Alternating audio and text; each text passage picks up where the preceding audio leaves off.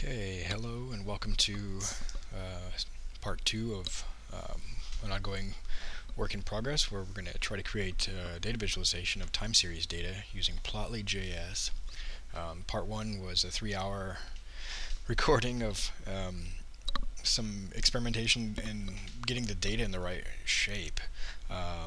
Pretty much was successful in that. What we're trying to do is get historic reports for activities that have been entered into an open source project called Jerry Life, and basically these activities are well-being activities for elderly people who live in residential care homes. When you have people living in these homes, it's not always apparent who has been outside recently, for example, who has done art recently, or these types of kind of self-realization level activities, not just like eating and bathing. Those are very important, but those are there's trained staff who are taking care of those.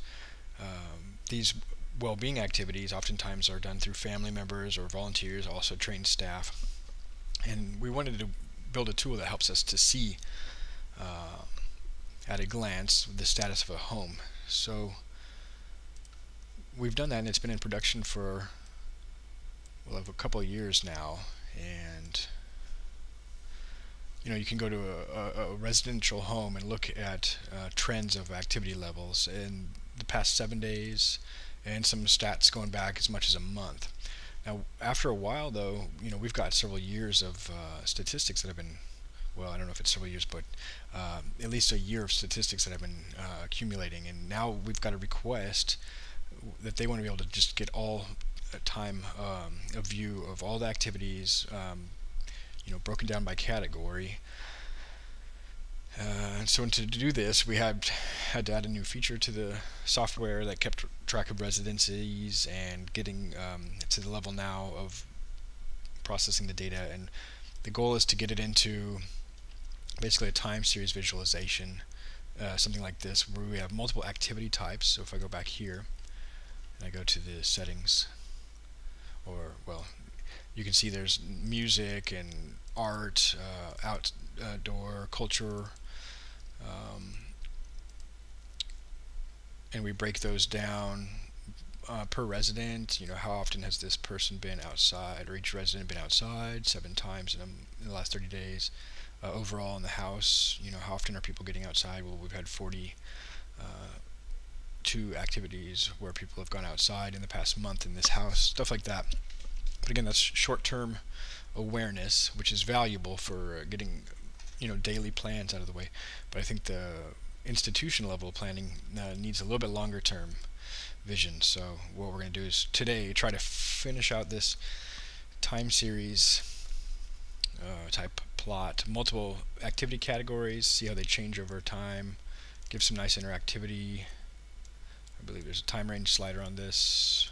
It's kind of a little bit buggy in my browser here, but you can kind of get the idea. I can say let's look at 6 months of activities, let's look at 1 month of activity. So yeah, that's going to be pretty cool. Not a lot of lines of code once you get the data in the right shape. And so today's session is just going to be mainly exploring how to get the data correctly shaped, or at least parse it. So where did that go? Into multiple series or traces with X and Y values, and a trace of the name. Trace name being the activity type. X and Y values being X being the date, and Y being either activity count for that day or number of activity minutes. When we add an activity, let's just go back here. You select a couple of residents who are linked to a home, type of activity, date of the activity, and number of minutes, and who, like in this case, like family, who went outside with this resident. This is half in Finnish, half in English. Our main sort of clients are in Finland, and so the software is written in English as a primary language, and then we localize all the user interface elements to Suomi. And some particular types of data, like the activity types and the roles, those are actually can be configured for each instance. So we've defined those in our mock data using Suomi, like again, music and art. I think this is cultural, outdoors. I'm still not totally sure of some of these words. Alright, so that's the brief intro. Thanks for joining. If you're not watching or participating in real time, you can check out our code on GitHub. It's written in Meteor.js, primarily JavaScript and HTML, a little bit of Python for our testing. We have several data visualization frameworks in place right now. I'm trying to consolidate those down to one. Plotly.js I think is a strong contender. So that's what we'll be working with today. If you have any suggestions about like my code or ideas for the future or anything, please feel free to leave a comment or open up an issue on GitHub. Glad to have any feedback or just questions in general. We're trying to make this into a community-based project as well. Okay, well, let's go ahead and start digging in a little bit.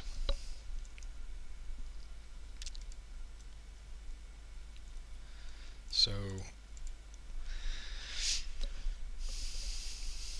basically what we're looking at here is I have the code, HTML and JavaScript in my IDE using Atom. I've got two consoles. One is where the server's running, and the other one is like a shell where I can run interactive JavaScript. It's kind of like a REPL, but it's a Meteor shell.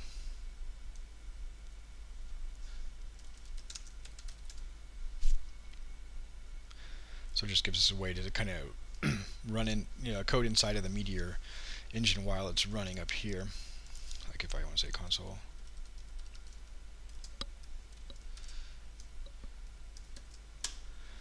So now we're able to log something out. Basic stuff. Where we left off yesterday is I had worked on this function that basically, without going into too much detail, our data model consists of people who live in homes. In order to join a person with a home, we start off with a very simple data model that just each person had a field that was the home ID. Then we realized that sometimes people move around, for one thing, and that a home ID wasn't sufficient to go back in time. All that tells us is that this person has lived at that home at some point in time. We needed also dates that they moved in and out. So after some deliberation, we settled on adding a new sort of entity, a many-to-many relationship between residents and homes, so that resident could move in and out of homes, and that each residency would have a move in and move out date, and that way we could do queries to get activities within those dates. So that's all we're doing here is we're taking a home ID and getting all the residencies for that home ID, and for each of those residency we're taking a look at we're building a query to take a look at the resident, make sure that we get all the activities for a given that specific resident that are occurring basically during the period they lived in there, after the move-in date, and if they moved out before the move-out date. But not all of our residents move out. Some are still living at the home. So we have to just check that whether or not that exists. So we find all the activities that meet those criteria and we return them. So it's a very simple thing. Took 3 hours to get that code written. But that's it. Now we get all the activities for a given home, all the people who lived in that home. Okay. So I've done a little bit of research. A couple of things I'll point out. Each of these objects is an activity. Every document in MongoDB has an ID, so this is just an internal thing.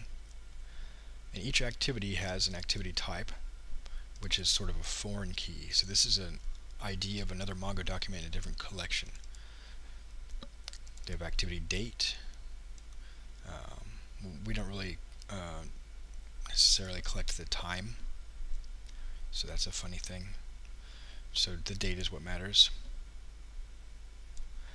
The facilitator role is again sort of a foreign key. It's not a relational database, and there's no real good, to my knowledge, way to relate data using Meteor.js and MongoDB. So with that regard, we're strongly considering planning, in fact, to move sort of away from Meteor into Django.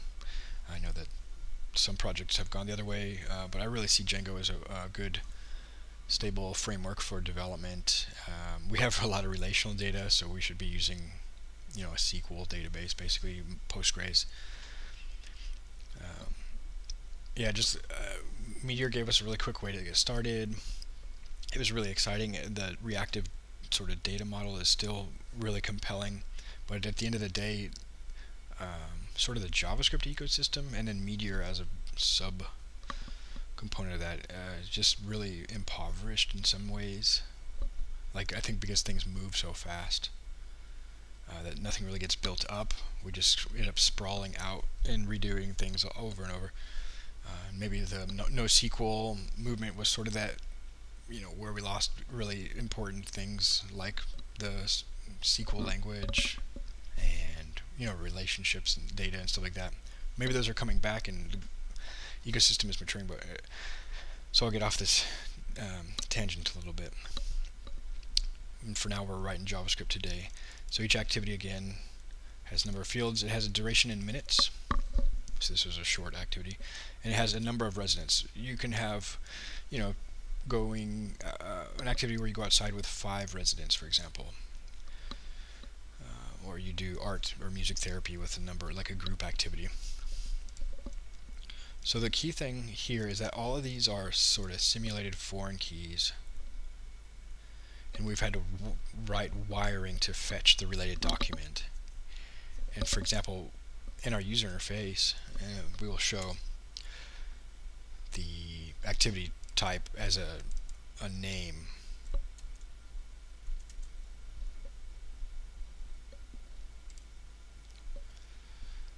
What they did and who did it. So we show residence as a name, first name, last initial. In order to do those, we have to basically query that from the document. It can get kind of expensive if you have a lot of activities that in a view. Here we're only populating 10 activities, so it's basically 20 lookups. You get the 10 lookups for the initial activity objects, and then 20 lookups for the related resident and label. So 30 lookups to do this 10 row table. What we're looking at here, let me get these other windows back up, is potentially hundreds of just the activities. So whatever the results are multiplied by basically, well, we want to get the facilitator ID, activity type,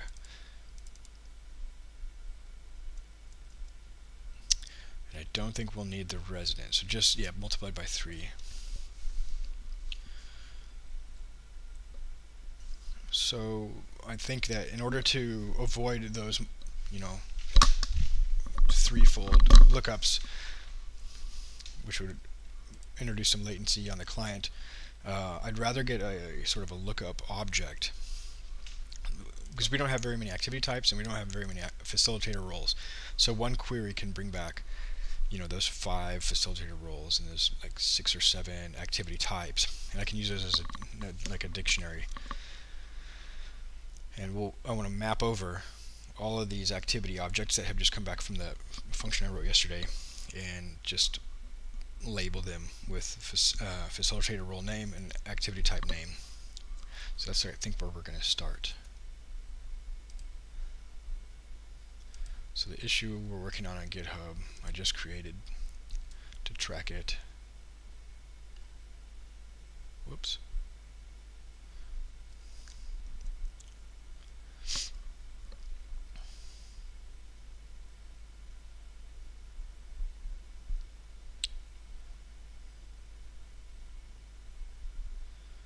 cool. So we'll start in on this.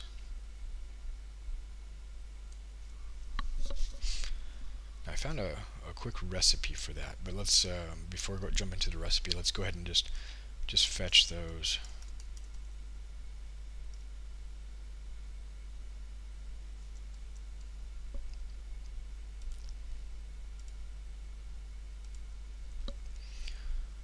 So I'm going to write a method for each of these two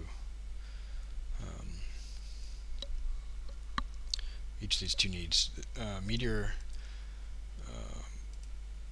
it's all JavaScript, but it has some sort of layers that are Meteor conventions, and one of them being what are called Meteor Methods. So I'm not sure if anybody's watching this, firstly, what the familiarity with Meteor is. So Meteor Methods they're just functions, but they're called through this Meteor object.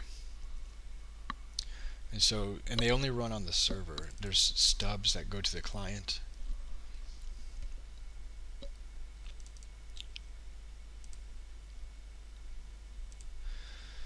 So let's start with activity types. So I have a method here to get all activity type IDs.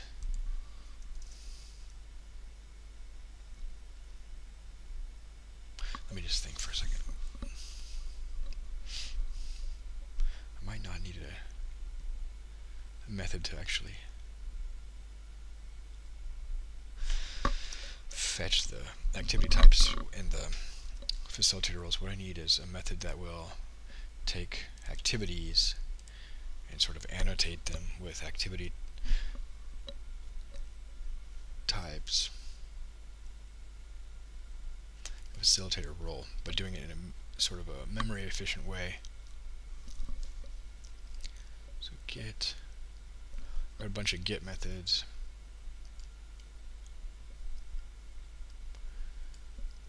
Because for what it's worth, our activity collection has some helper methods that return these facilitator role, but it involves a sort of a Mongo query. I might be overthinking this and prematurely optimizing this.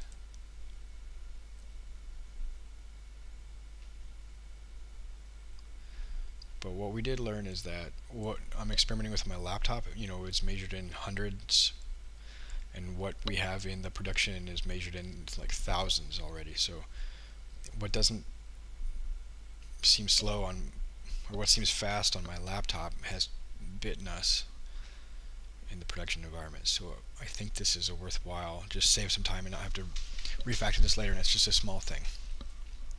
So back to the methods for activities. Let me just close out.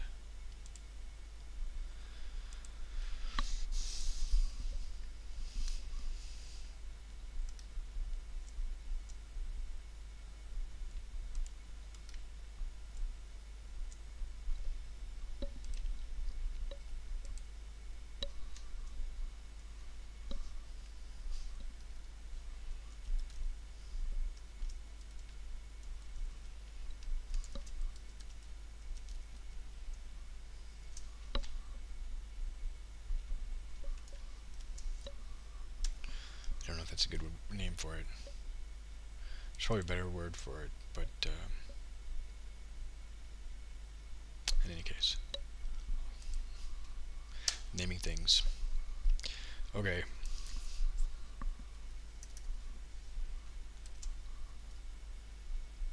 Oh, sorry.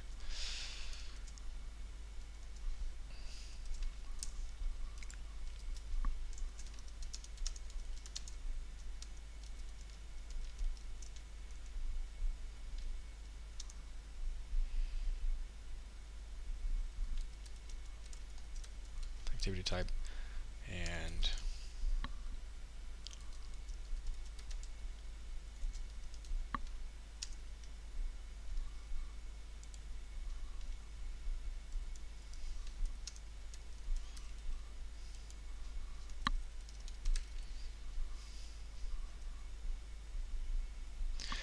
guess these can just be, the problem is that I have these methods that are attached to them.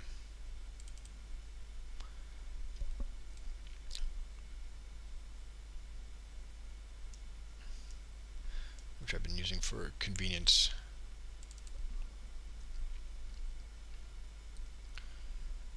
These helpers. They just, you use them just like a normal attribute, except you call it as a function.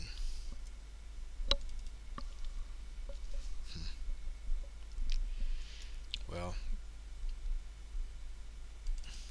basically activity types have a name and facilitator roles have a name, so I'll just be verbose.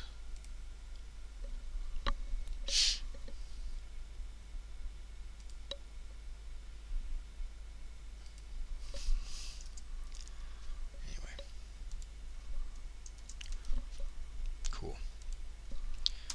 You know, and I think Django, you do this a lot, where you use dot notation to kind of traverse between collections, but these aren't built for like analytic queries. I think that's what we're getting into. The difference here is this isn't just populating a table of 10 items, this is hundreds or thousands of items. Okay, so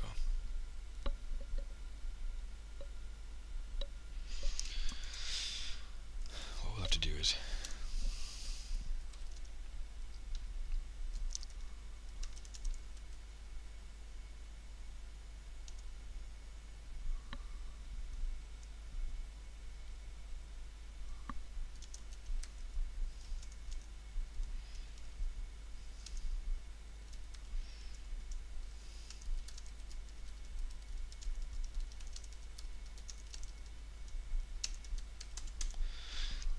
so this, it'll be a, instead of an array of activity type objects or facilitator roles objects, it's going to be one dictionary that each, so the key value would be, the key would be the activity type ID, the value would be the activity type name.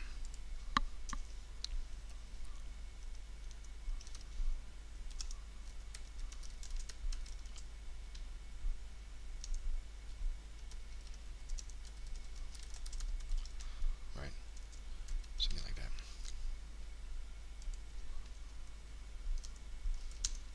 This is facilitator role.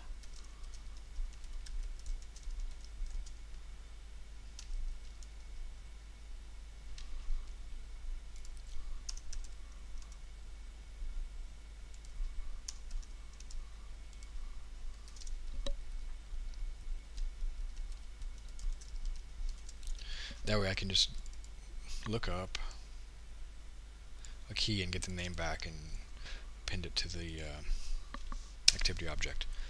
Cool.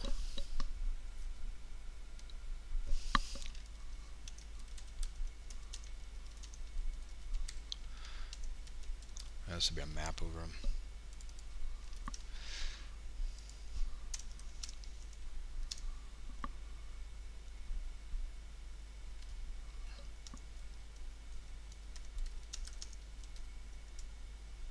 To each.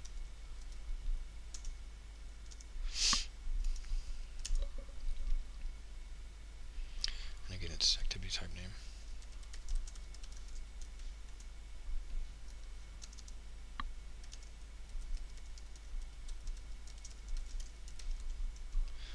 Then basically just return.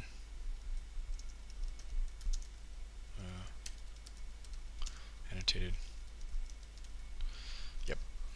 Alright, that seems doable. Now, sort of flatten an array of objects to a single object or dict. There's a lot of ways of doing that, I'm sure. So as any developer does, turn to Stack Overflow. Lodash. And I was hoping Lodash would have an approach. It does. It seems like it has a zip object with pluck, where I can get the key and value.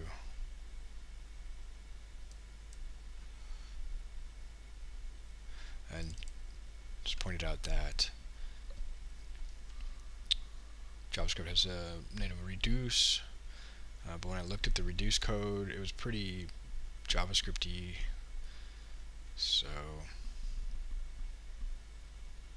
extend looked alright, but let me just look. I found a really clear and simple solution, at least. So using underscore on the object, I'm going to try this approach. I don't quite understand it all, but I'll give William Schroeder McKinley credit if I can get this to work.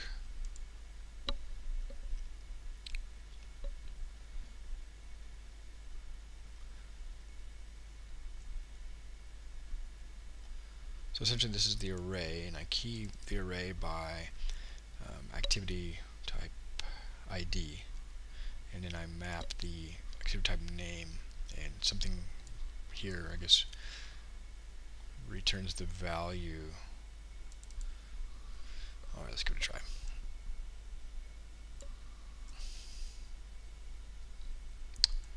Usually there's a share button here.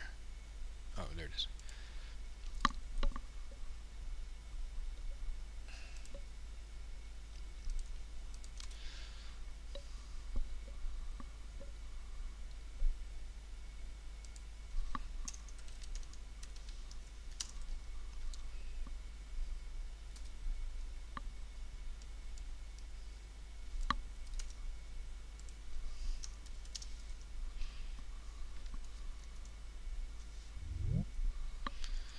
Okay.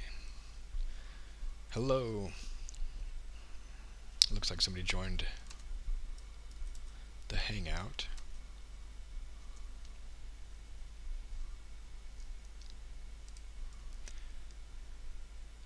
I don't have a name, but I can share my screen.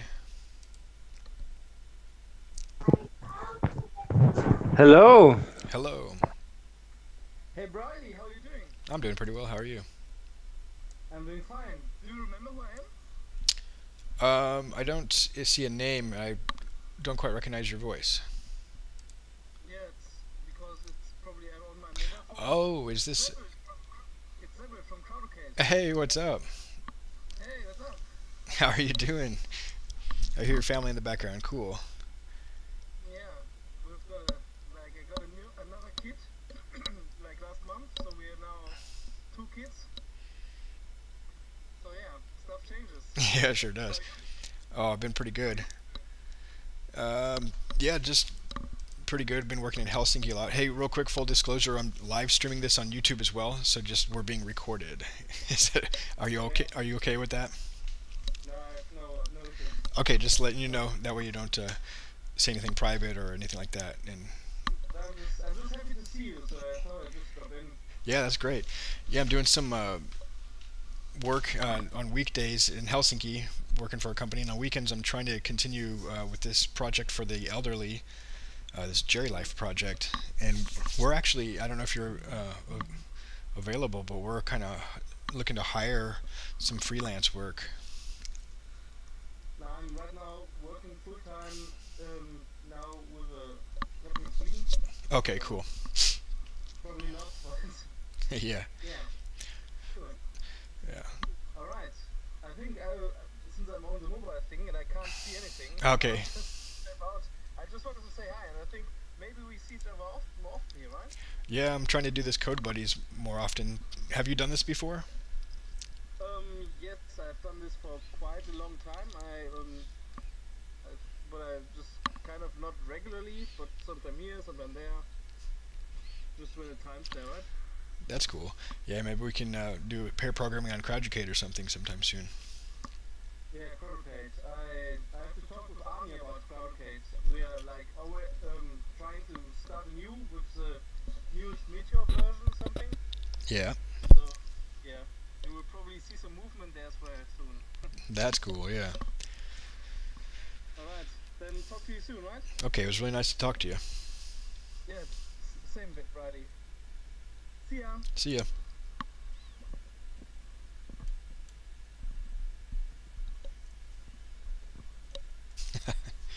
Well, that was really cool. That was a really pleasant surprise. Alright, so I think this pseudocode here for annotated activities, that seems seems pretty rational. I don't know. Seems like it will work. I hope so. I'm gonna grab a little bit of tea real quick, and then we'll dig into the code. I'll be right back. Let's see, I need to put my tea time notice.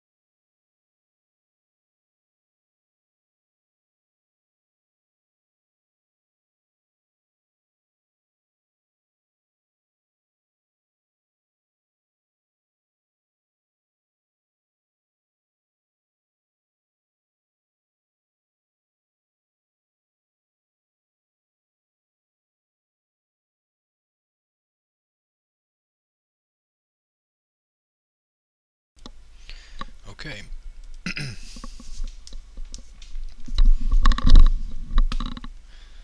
So let's take a look here. Grabbing all the activity types.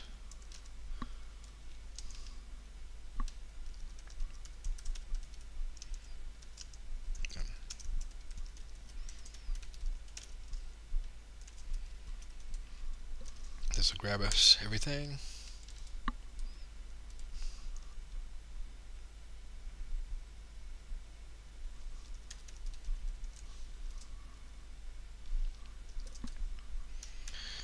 And just while I experiment with this, well, it's okay, I'll pass an unused parameter.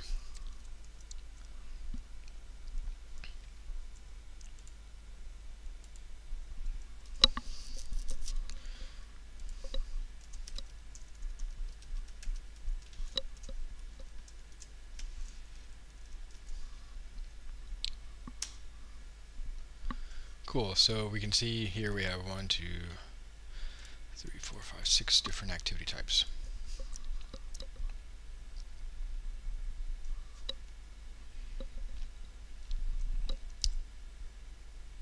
And it's an array of activity types.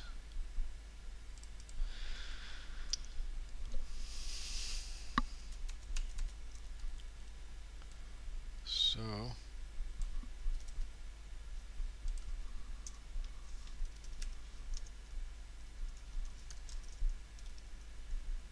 what would we call that?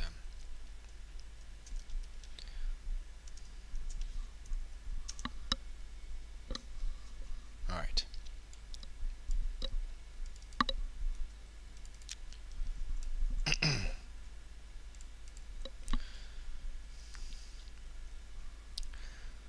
So we're going to look at all the activity types.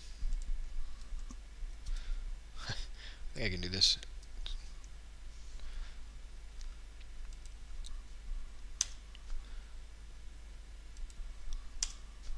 Oh boy, here we go.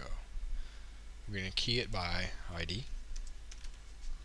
We're going to map the values, it's the name. We're going to return the result to this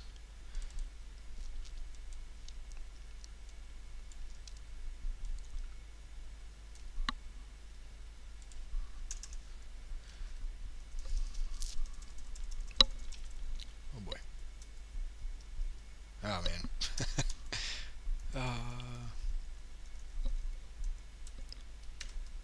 Oh geez. What the?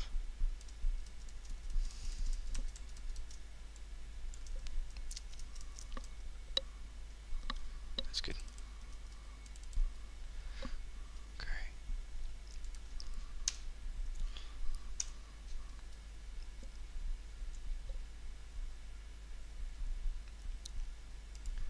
Alright, let's do that again, see what happens.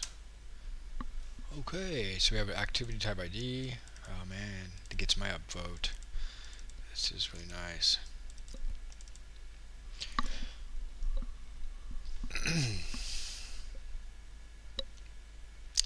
Huh.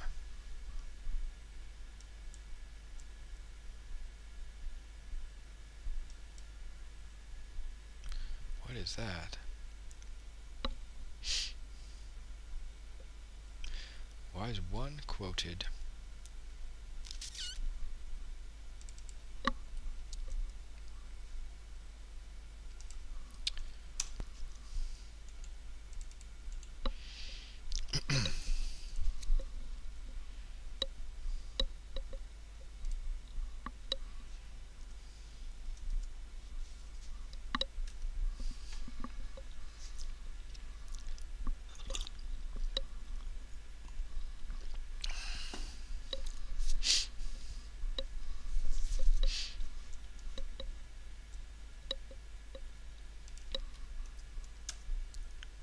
Okay, it worked. Alright. So let's just repeat that.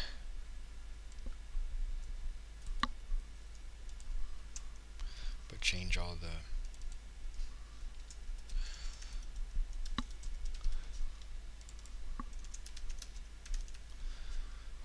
variables. It's really not about me all the time, I know. There it goes. That should be the same code. Oh boy.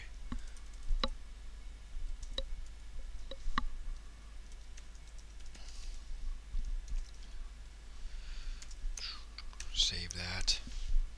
I know it seems like it typos. A lot of typos occur in here. And cool. Oh, right. Let's see. Well, this one doesn't matter. We don't have any. Admin is a special role used internally by Meteor. These other ones are the sort of roles for the activities, but having this admin role in the dict is not going to cause any problems. Cool beans.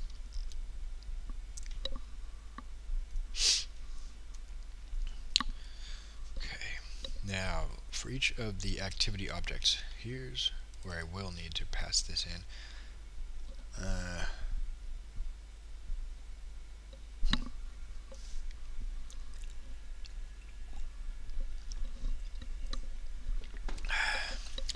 Think of the context here.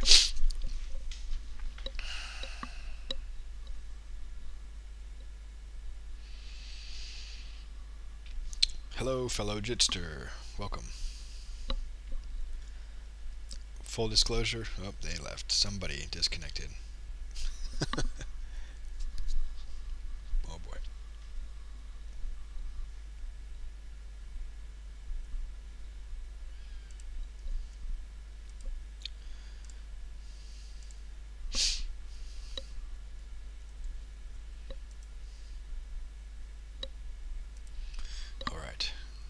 train of thought. Where did we go?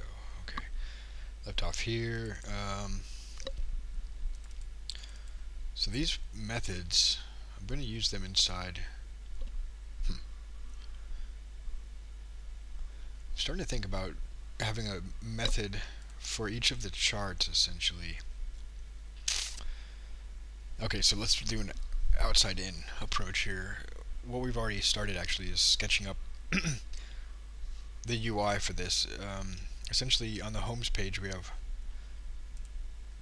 an overview of the distribution of residents in each home, sort of, that are in inactive, moderate, or excellent levels of activity. And if you click a home, you see some of these other charts. And one design approach I'm starting to think of is that each of these charts or groups of charts would be controlled by a dedicated method to fetch the data. We're not using the reactive part of this really that much. It would be nice if the methods were reactive,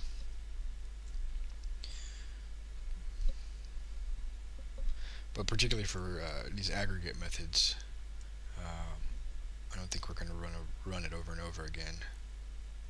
I don't know. So that said,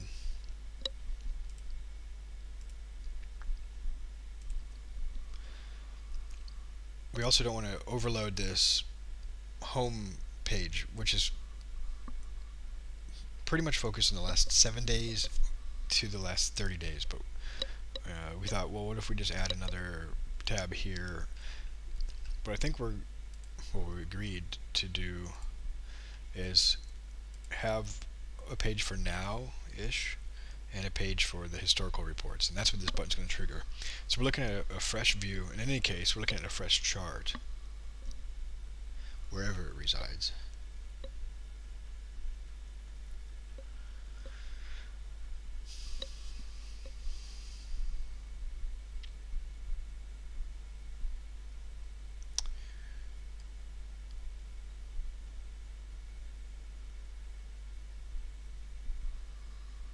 So I could start with the UI and make a new route.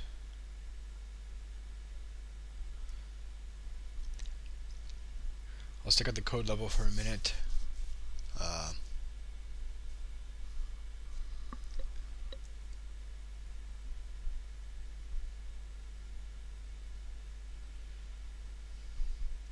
So we're at the home. We're at, basically, this is going to return activities data. So in terms of methods, our methods are organized by the data type they return. So again, sticking into activities.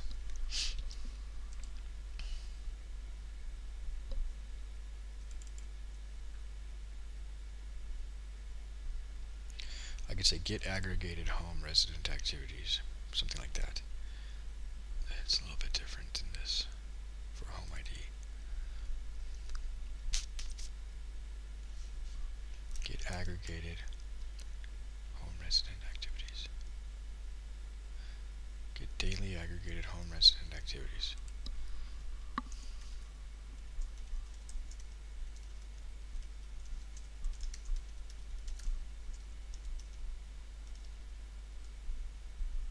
Report.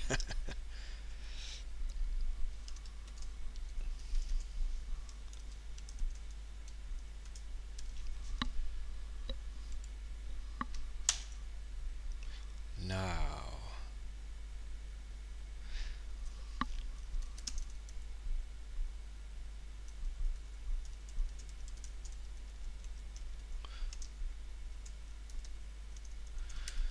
I'll call from within this one.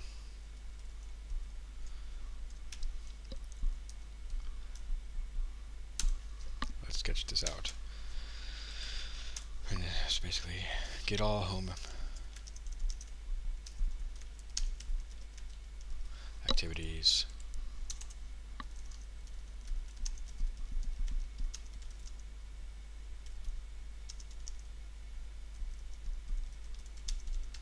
Activities with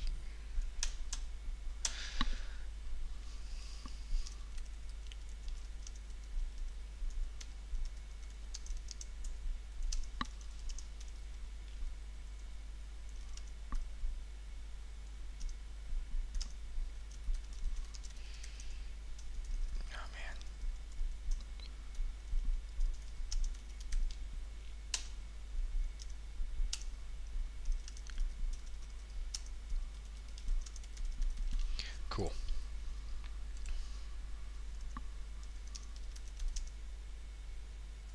That's good.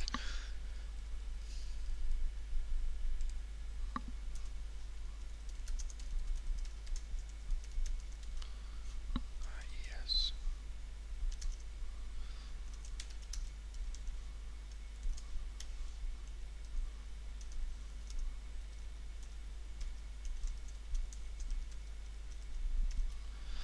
Okay, so I'm going to pass these home activities into our annotate activities function. Yes, good, good, good.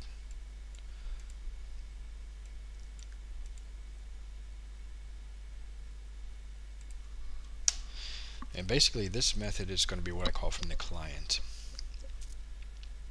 Oops.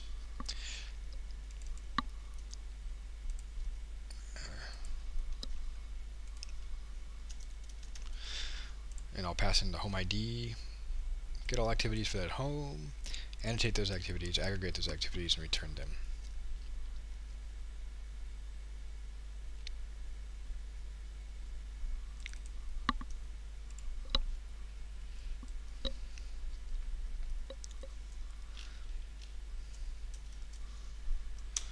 Alright. And I didn't console log anything. I didn't return anything. Okay. So, no side effects. No output. I know this much is working. The point is now that I'm passing in some activities.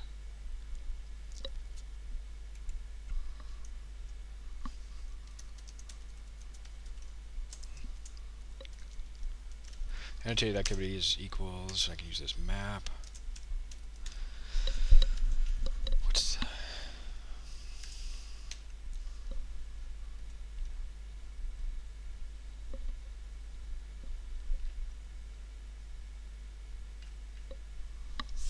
I'm trying to remember here. What's the signature for map? Iteries method? Am I using Lodash here? Good.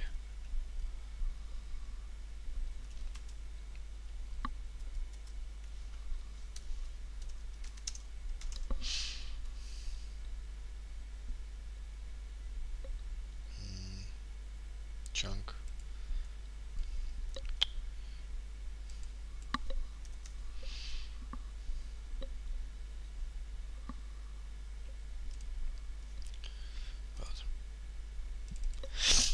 Collection.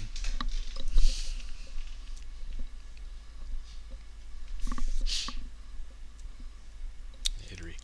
Okay.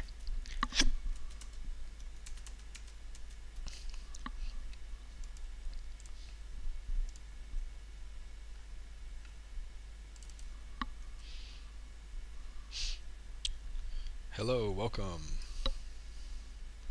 Is it Linda? Welcome, Linda.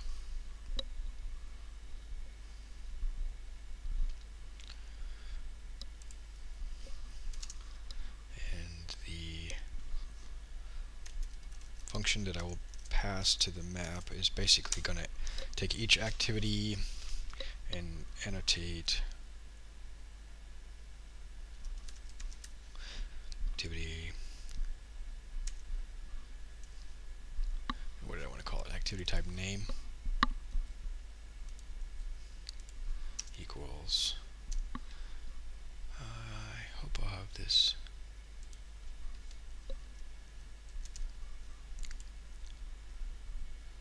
Look up for the activity type.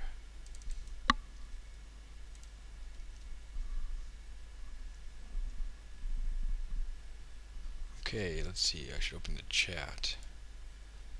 Hey there, Linda. I see your chat message. Do you have a microphone? Also, I'm live streaming this on YouTube for what it's worth, under a Creative Commons license. So, just so you know. Let's see.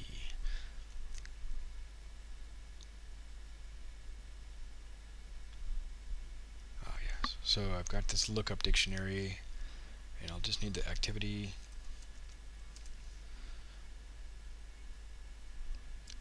dot activity.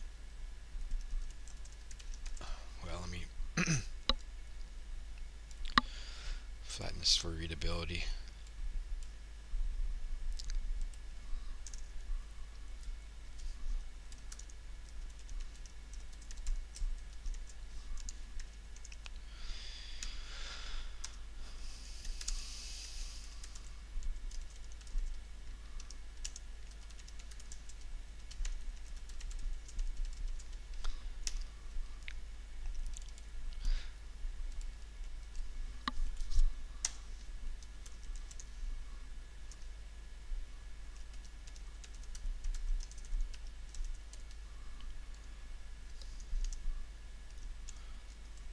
Facilitator.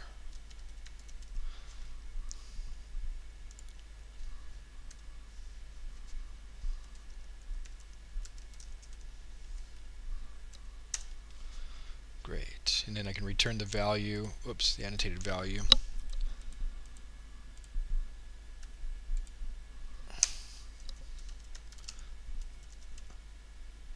TY. And now I'll have these annotated activities.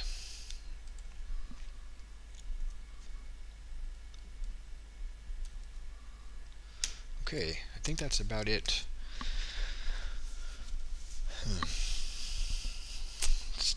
Let's see if that works.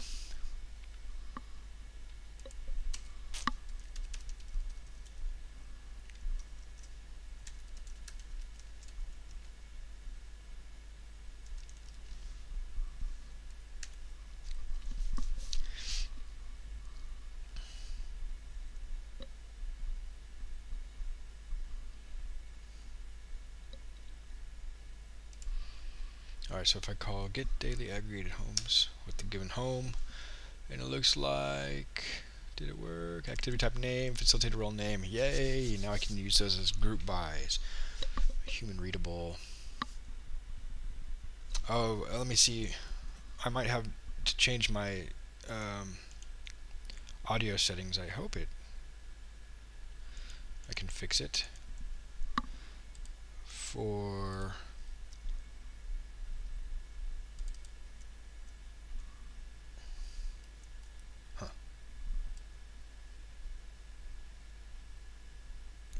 well, the live stream seems to be working.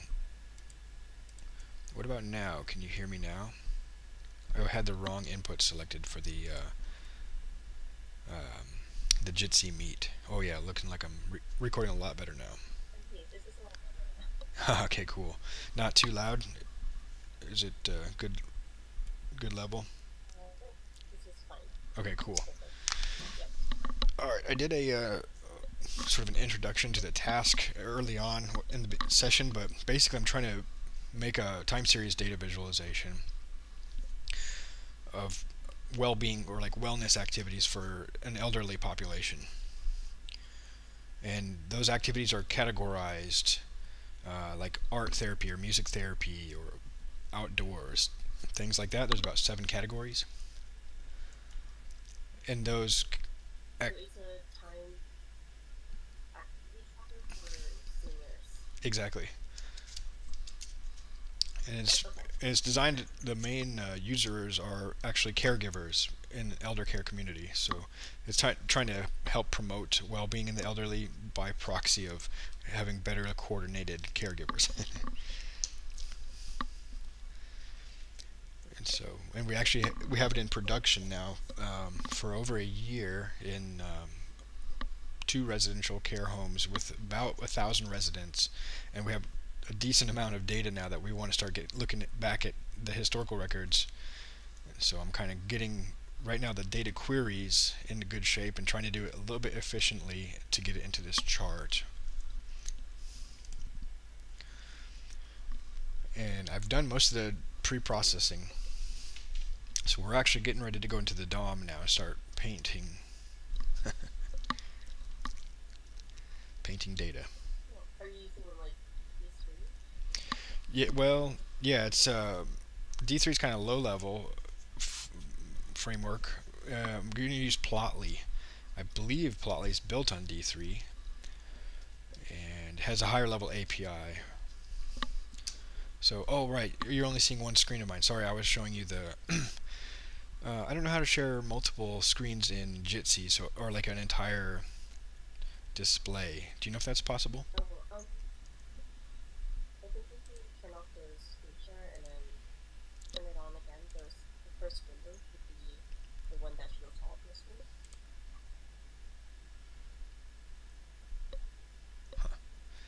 Yeah, I only see individual apps. It's not letting me, at least in Firefox, it's not letting me share the whole display.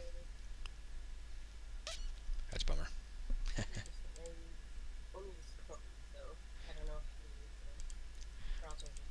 Yeah, I could hop off here with Firefox and go over to Chrome real quick.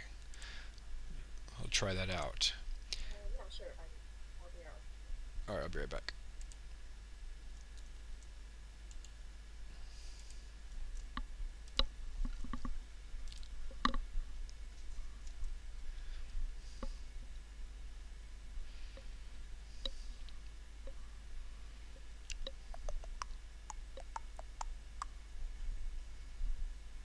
The Hangout has started. Won't let me in. Oh, maybe if I log in. Huh. Super secret. Oh, wait, I can just sign in with my...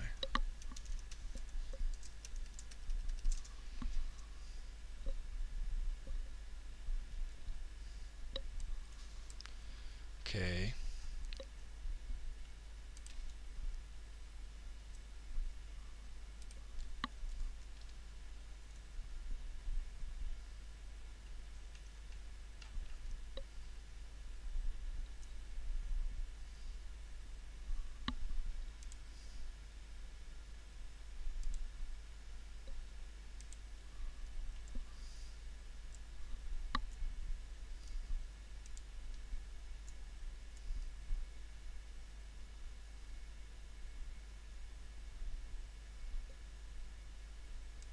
I don't get it.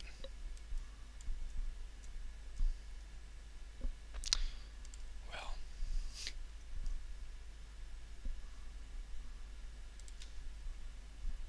Okay, I tried. We'll figure it out later. I can share my screen inside of...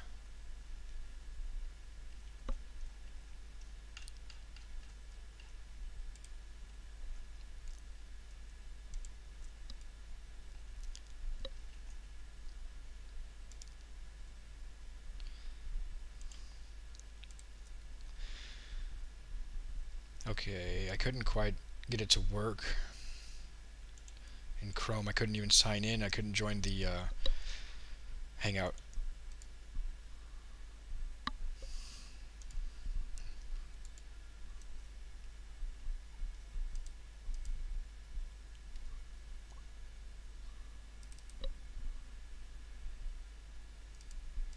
Okay, now I'm recording back with the proper input. Can you hear me?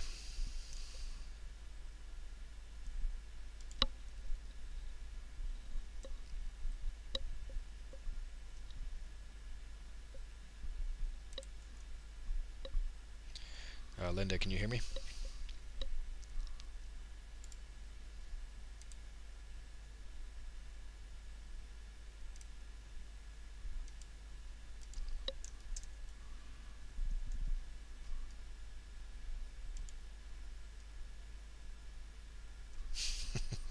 Okay, we're having a little bit of troubles with the Hangout. It's okay, though. What I can do...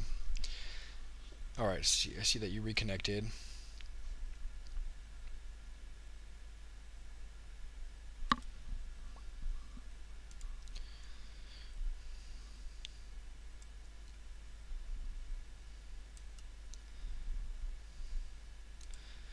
Now, I don't see that you're broadcasting.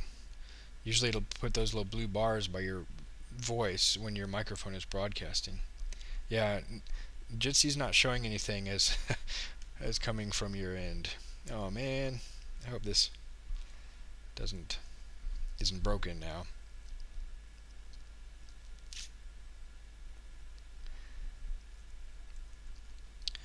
By the way, it's kind of a bummer that people... Oh, she disconnected. Okay, let me get this visualization on this screen here.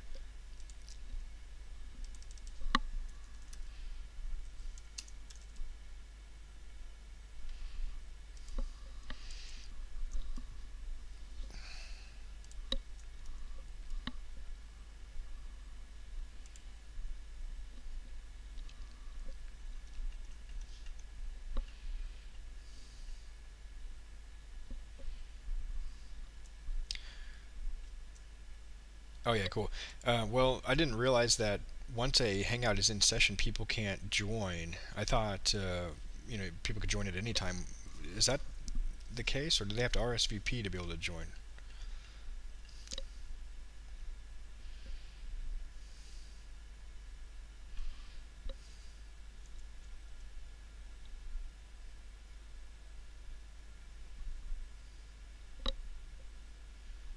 Oh, okay. All right. Well, that's good. So here's basically I can look at the Plotly documentation in my IDE, so it's not a big deal. As long as you can hear me and see the kind of code on the screen, that's the important part. And since I can only share one window, I mean I just have to put it in the IDE browser. So the data, but that means you can't see the JavaScript console. Man.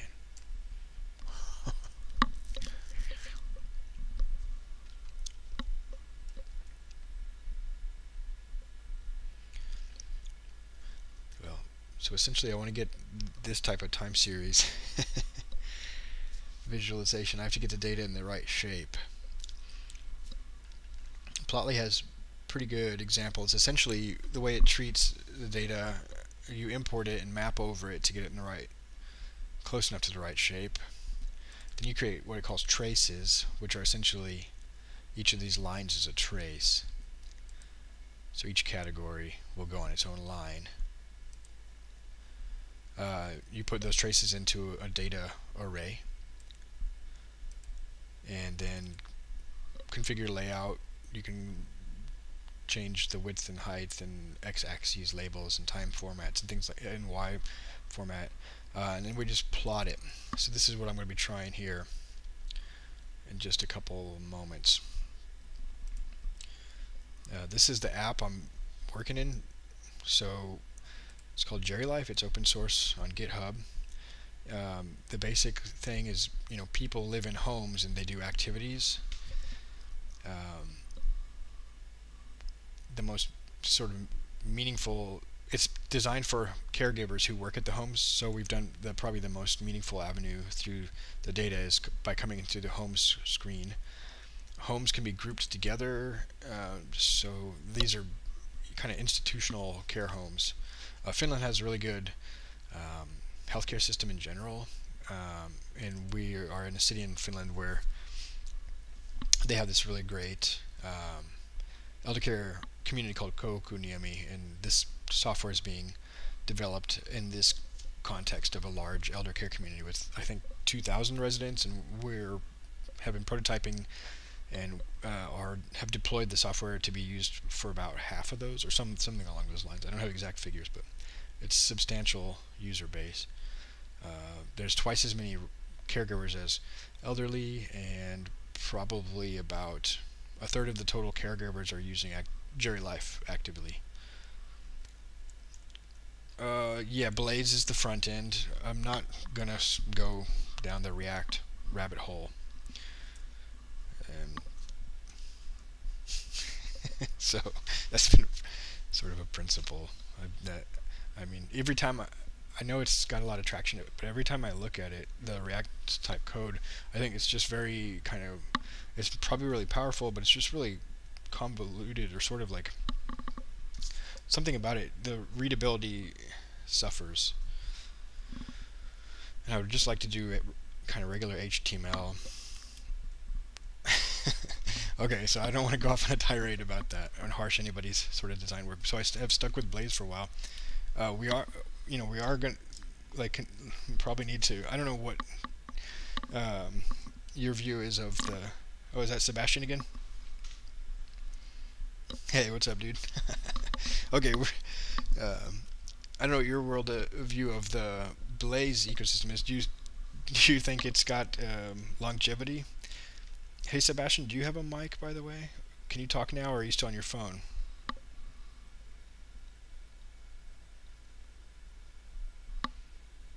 Because it could be that my... Okay. Because Linda has been trying to talk, but I can't hear her. Can you hear Linda talking? That way we could figure out if it's just my computer.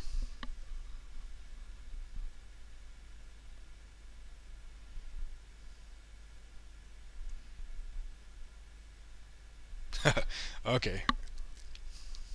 Must be my computer. Well, that's good to know. Because what I did is I hopped out of Jitsi over to Chrome so that I could try to share my entire screen. I do want to get back on track with this coding work, but I'd also like to be able to hear what Linda is saying. Yeah, Blaze is cool. Alright, cool. Have you heard of the Aurelia framework? Because if I were to... I know that a lot of people are kind of checking out Vue and seeing it as a good alternative to React. But if I were to say where I would put my money is in web components and following web standards and aligning with that greater effort, and I think this Aurelia framework does a really good job of that. Just put the link in there. I see that Linda has already seen it, and particularly I like that everything is just kind of a class. You're just writing straight JavaScript classes. There's not this kind of boilerplate that the Blaze has, helpers and sort of event hooks, maps. It's more directly just like pure JavaScript class, and that is basically instantiated into an HTML context. It just seems like a really natural way of writing these apps. But I haven't found much good information on how to use it with Meteor, so I've been sticking with Blaze stubbornly.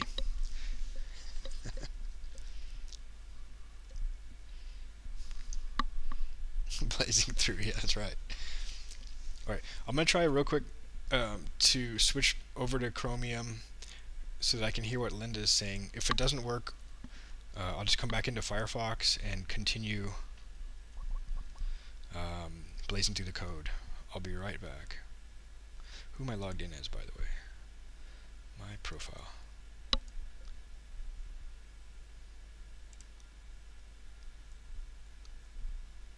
Okay, I'll see if it'll let me log in as just my username Briley. It's only giving me options to log in as my GitHub account or Slack account when I tried it in Chromium.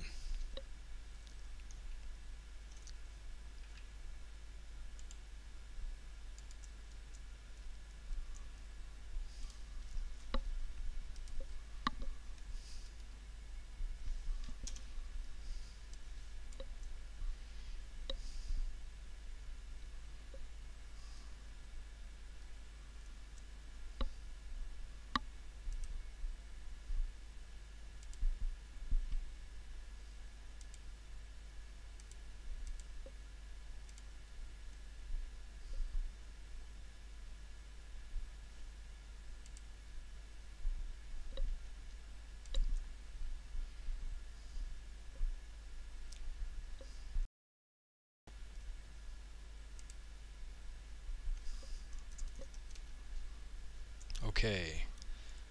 Please work this time correctly. I can hear you.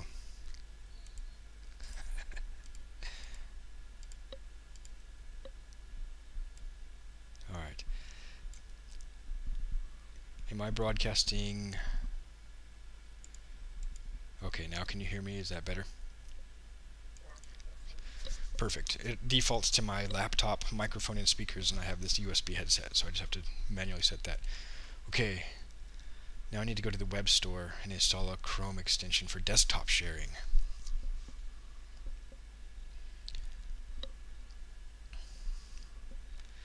So what kind of projects have you been working on, Linda? You're one of the key programmers here for the Code Buddies, I think. I saw on your GitHub profile.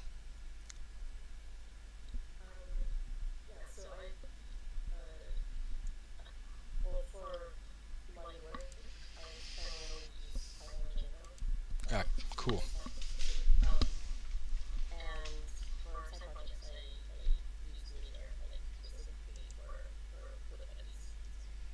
Yeah, cool. Okay, I have to share my entire screen. Oh boy. Yes. Okay, cool. Yeah, I've been actually regretting, well, not so much regretting, but like really actually feeling compelled to go towards the Python Django direction now for the last like couple of years. But I've done some really cool work in like exciting projects with Meteor, and it is certainly an interesting framework. What do you think about Django though? What is your kind of perspective on that compared to like Meteor and the JavaScript ecosystem?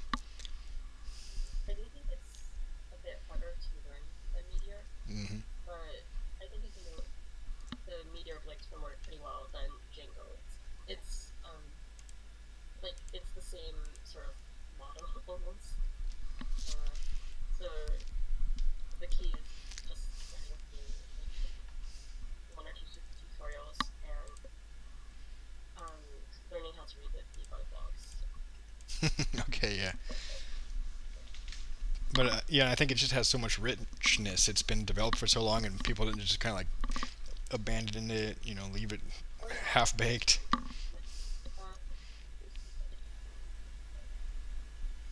Which Meteor doesn't give you automatically. Although there are like frameworks that people are developing, like such a I not sure if I can pronounce his last name. He's been developing it used to be called Telescope, but it's now like anyway, I'll send you this. All right, thanks. Okay, is my font large enough that you can read it now that you're basically seeing both my desktop monitors? I see all of your monitors, but maybe hopefully if you could maximize the one that you're working on, because it's very small. Yeah, I don't know how to just select one monitor. It said share entire screen or share application window. Oh, okay. I meant like if you could. Like Is there a way for you to like? the code view? Yeah, like that is better.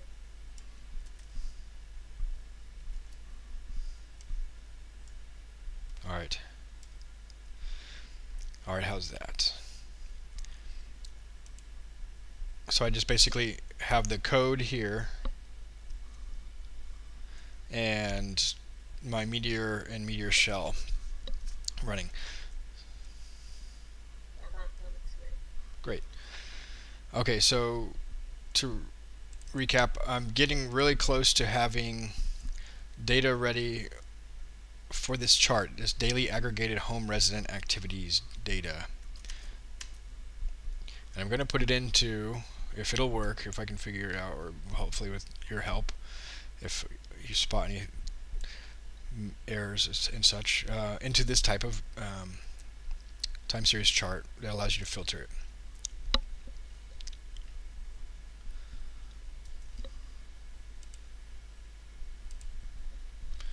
So in order to do that, I'm going to try using D3 nest, because what that'll give, it's basically like a group by. I'm not sure if you're familiar with these, and I'm learning as I go certainly, but just kind of describing what my thoughts are based on researching this. What's that? Like group by in SQL. Yeah, so essentially with nest you can group it by some value, and then roll up you can sort of aggregate it. They're just different ways of describing those SQL concepts. So I want to group it by, let's see, two things, I guess. Two level group, day, because each of these points is a day, and each day has two aggregate statistics.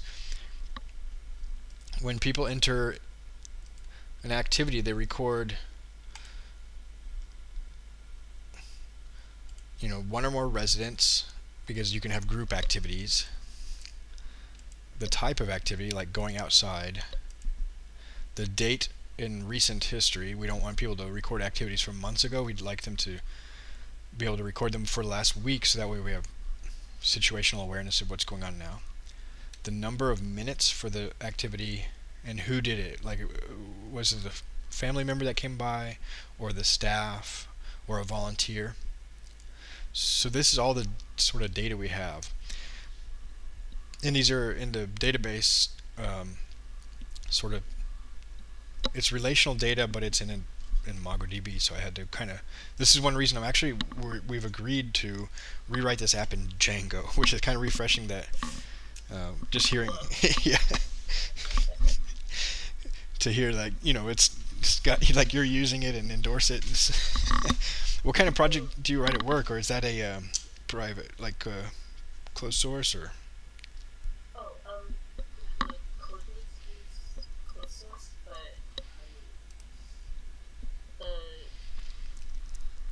guess you can see it on the homepage of the company's site, action.com. Cool. Action. KIT.com. All right, cool. Cool beans. Yeah, I'll take a look at it. So I'm curious, why did you decide to switch to Django? Well, firstly, our data is relational. It's just everything is related, and so when your data is relational, you should have it in a relational database. So Mongo is like, right? I didn't know that when I started out. I cut my teeth developing in Meteor, and I appreciated it. I still do, for being able to get these things off the ground rapidly. But the second biggest thing is volatility or stability, lack of stability. But in Django, I see as a really mature and stable platform and ecosystems. Some things get deprecated, and I don't have that same experience in Meteor. And particularly, I'm not eager to go down the React bandwagon, and I'm not sure what kind of lifespan the Meteor framework has. It's not really a framework. That's another thing. Meteor's, like Django's, a framework. It's very like batteries included. And I do work during my day job with other Python libraries like Pandas and NumPy, and those are frameworks. They're like batteries included, and the way you write it, it's not always elegant, but for the most part, Python strives for simplicity and elegance. And yeah, so that's the third thing, is the Python language is the third reason why I'm really wanting to switch over to Django.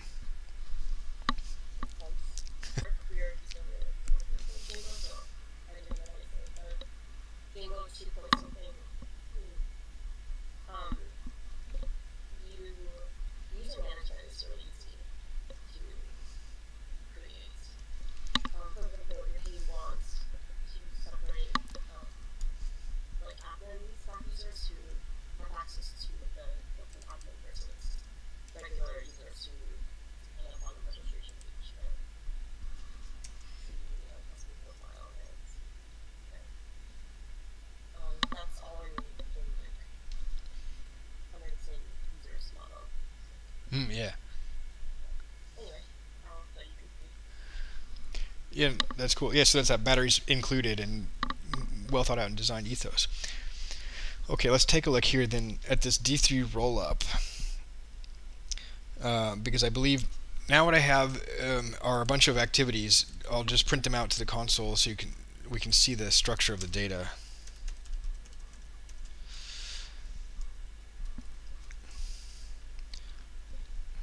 But it's basically, actually they were already there. It's an array of objects.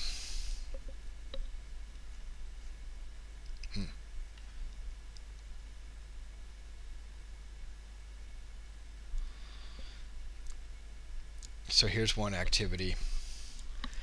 And here's where we're doing it's relational, but they're quasi-foreign key, because we're just storing a string with the ID of the related document in a different collection. So really a lot of the work that we do in Meteor, sort of with Mongo, is just rewriting parts. If your data have a lot of relationships, is rewriting parts that you get for free in Django, or just through foreign key relationships in a database. And so each home is going to have, they have up to 15 residents in each home, and each resident should be doing at least 1 or 2 activities a day, well-being activities.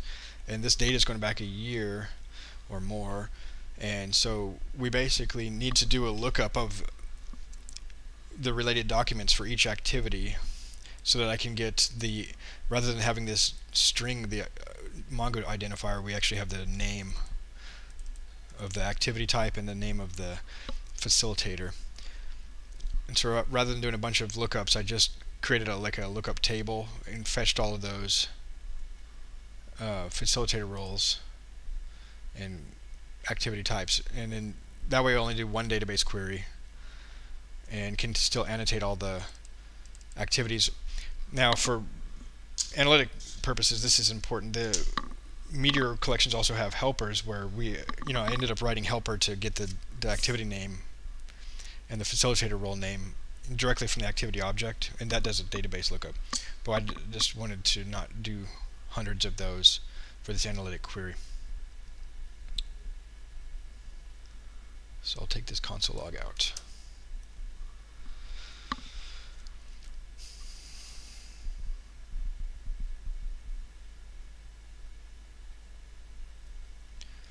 So now here comes the really challenging part. I believe it's going to be not straightforward.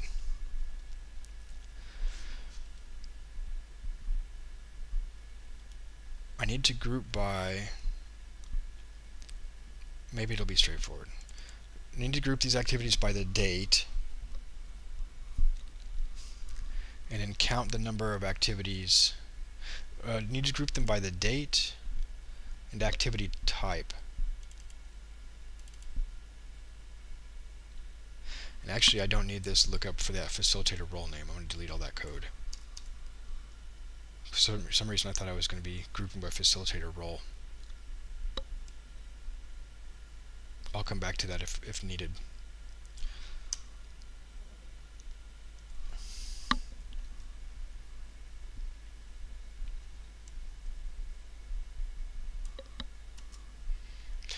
Is your side project going to be open source?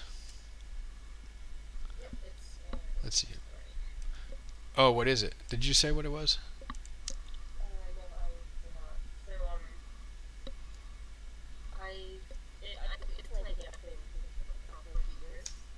Yeah.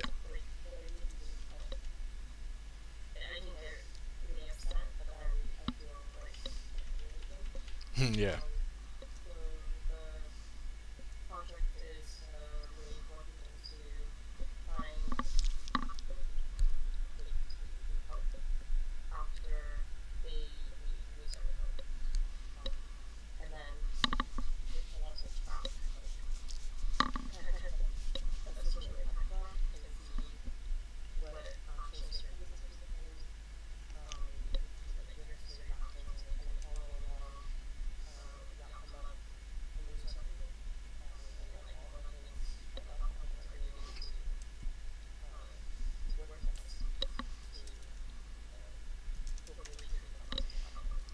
Okay, that's cool. Yeah, it's sort of like, I feel the same thing. I live in Finland. I'm not sure if my voice is going to be breaking up because I'm reloading Meteor, but okay, cool. When I watch, like, news shows, like, well, anything Democracy Now! Or whatever is one that I like to watch. Yeah, just the state of the things around the world is pretty disheartening, but even around in the United States, it's just like a slap in the face almost every day. And I've been here for 5 years, and I don't know what I can do from Finland, aside from register to vote, which I did in Colorado, and I registered for a mail-in ballot, so.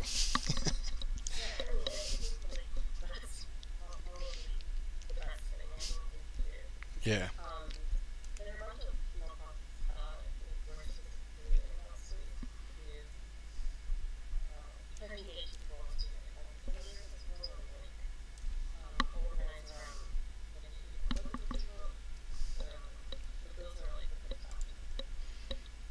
Yeah.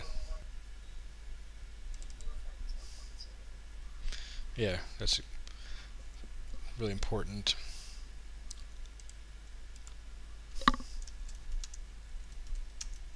Yeah, but it's been a great exercise.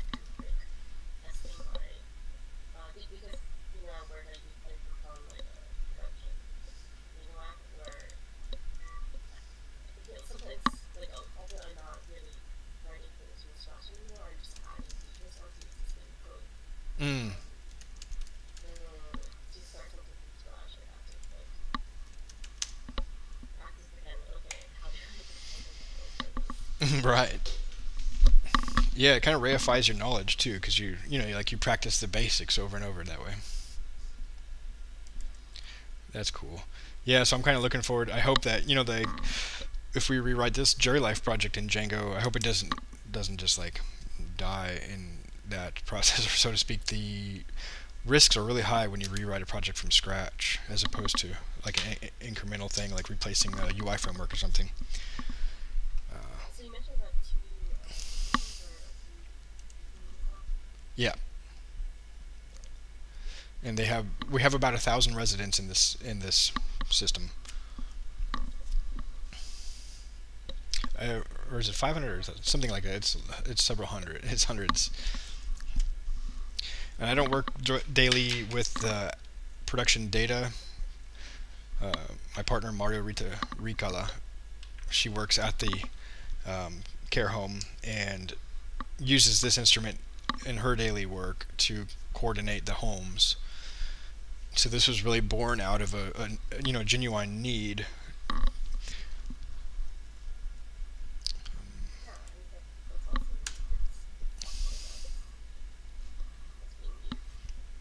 Right.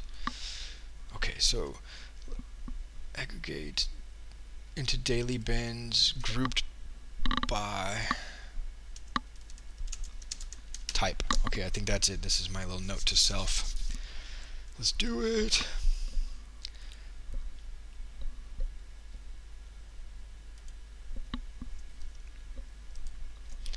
I believe it's just going to be a double nest.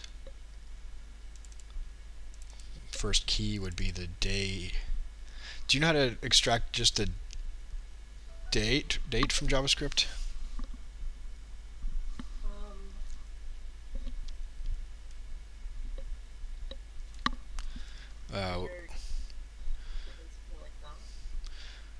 Let's see, did you type it in the Hangout? No, I didn't. Oh, sorry. Extracting the date from... Sorry, the date being the day, the year, month, day part of the date time. So just like you already have the date equals to date, and then you mostly extract the day. Yeah, because I want to aggregate into daily bins, so I think I would just be, and I have these date time values that are, overly precise. So there's not get day. Yeah, that's probably it. Oh, but that just turns the day of the month back. I need the actual year, month, day.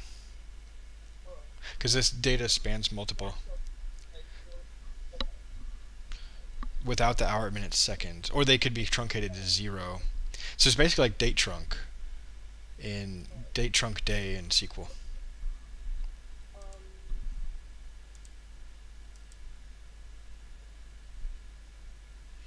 Okay, we got vulcanjs.org. Wellbeing. Let's check it out. I just remember that they're React. Oh yeah, React and GraphQL. Okay. Yeah, I'm not ready to go down either of those avenues right now. I would possibly be interested in checking out GraphQL soon, but I think it's kind of it's shifting the burden a little bit more to backend developers. I'm not sure that it's worth the problems it's solving are worth the. I don't know enough about it to really comment, but it makes it easier for front end developers to get the data they need. But I think the graph, the backend framework developers have to do a lot more work, and I'm not sure at the end of the day it's going to be a much better situation than we're with just when people tried switching over to MongoDB and these NoSQL databases. Just really hesitant now to jump on bandwagons. So there's two big string. Oh yeah, that sounds about right. Okay.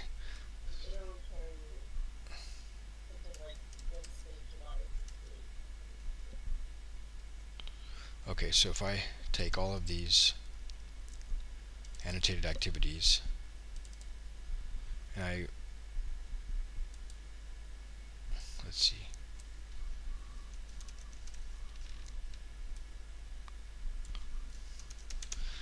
Return activity. No.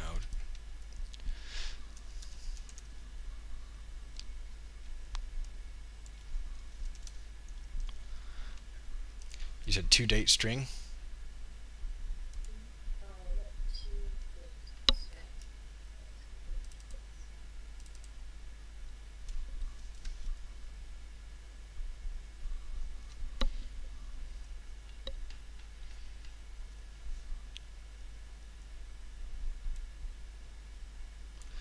Activity. It's activity date.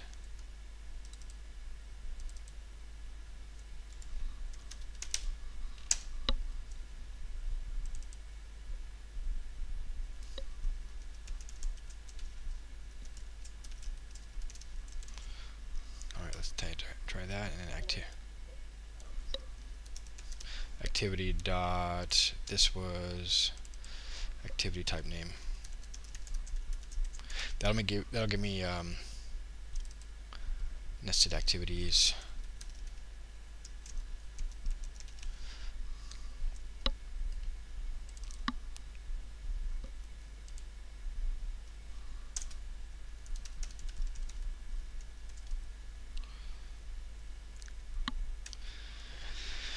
Hopefully that'll give me activities grouped by day, and then activity type. Oh. But I think I need to go the other way around. The Plotly charting library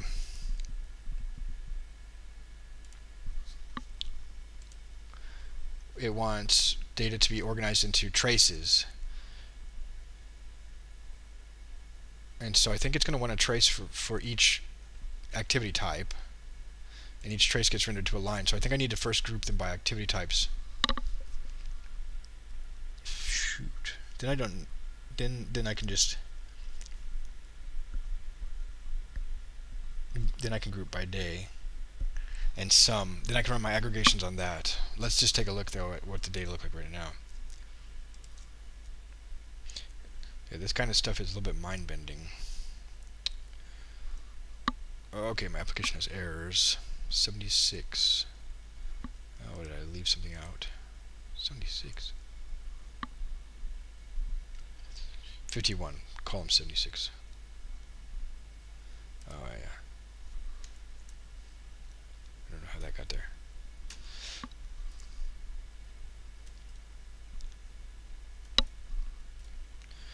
Yesterday I live cast on YouTube, and then I did this hangout. Nobody came to the hangout, so I wasn't really screen sharing. But now that I'm screen sharing in both Jitsi and live casting to YouTube, and then running Meteor and rebuilding the code and stuff, things are getting sluggish.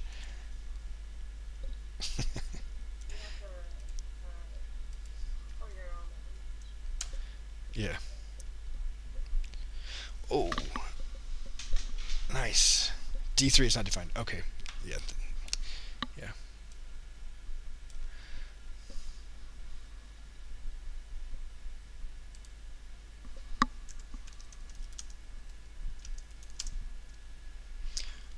I think I accidentally hit the backs.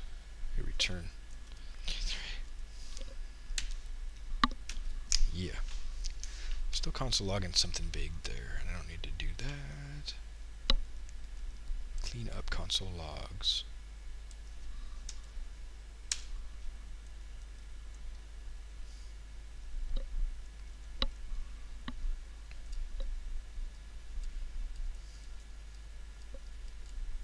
Dum dum dum.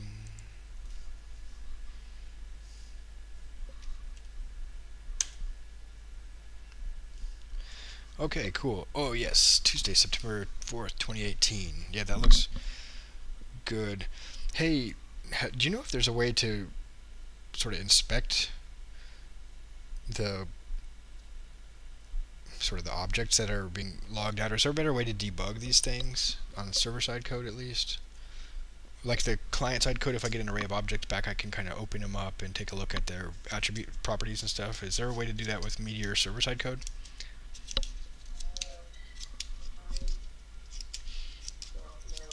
Yeah, that's cool.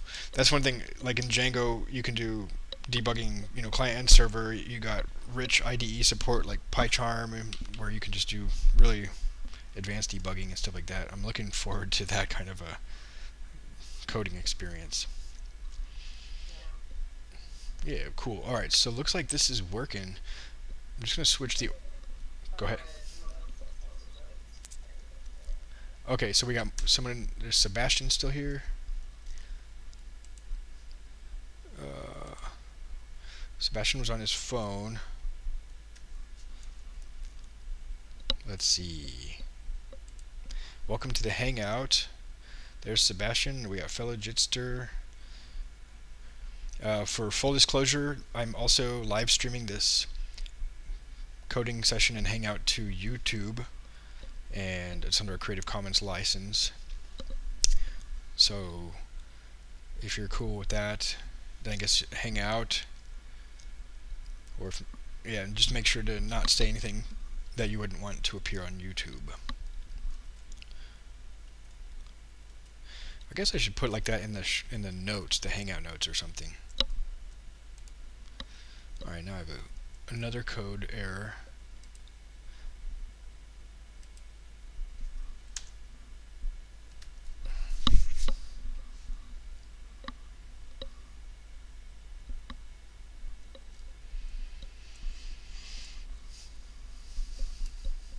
What's this about? Oh. Somehow I deleted the parenthesis.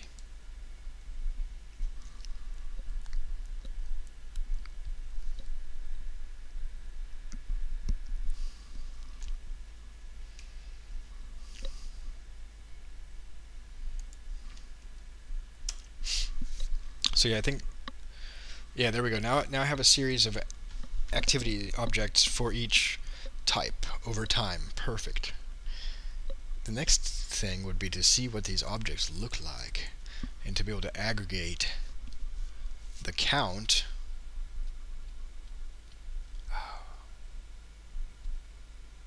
These should be days. Wait.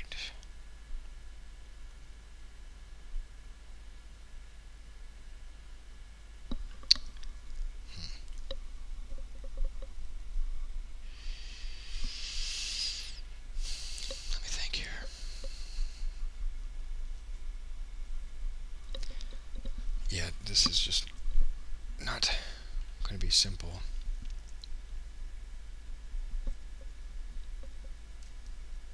When I can't see what's inside those.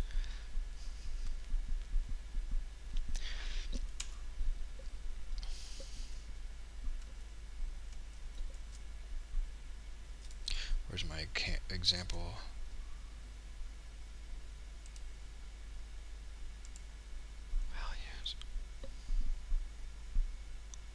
Yeah, I mean it is an object, and the object has a key and value. So these should be days, and each day should have a sub array of values that are the activities that occurred on that day. And I need to take each of those days and roll up to count the leaves, to count the number of activities that occurred on that day. Yeah, that's a good start. And you can do roll up with D3, so this is the aggregate part. You can do, I should actually do this. Roll up, I want to count the number of leaves, so the number of activities, and then the number of activity minutes using D3 sum. So this is really good. I mean, this D3 is really powerful. I guess it's on the level of a framework for data visualization, a low-level framework. Alright.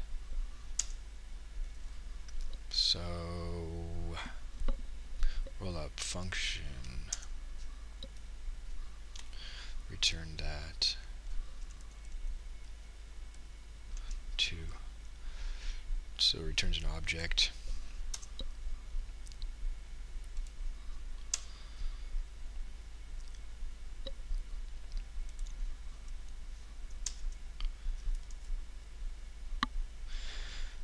There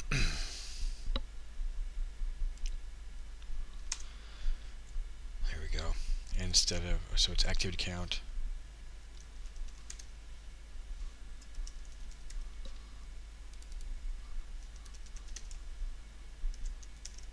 Activity minutes. Then this is, I don't know what they mean, leaves.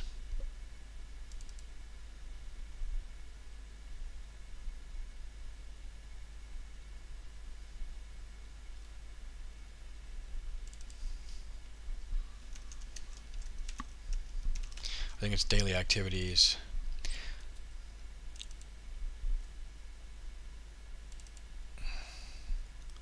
And each activity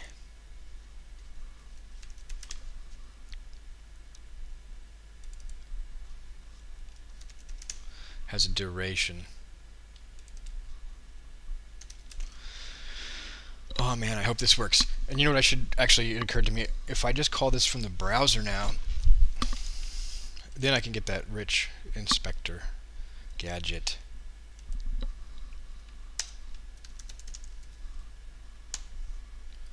Oh, please.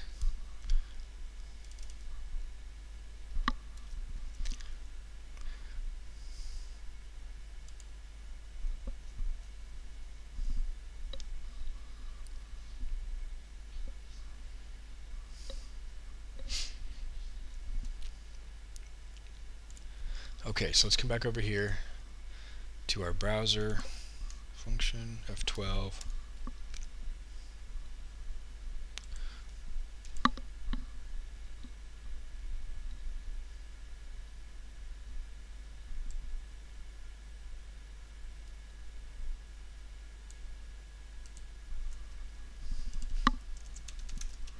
Oh man, I have some really good errors there. I'm going to ignore all of those.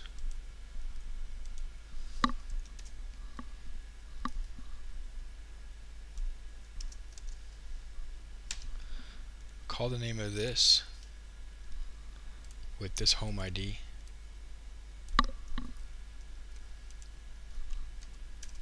Oops.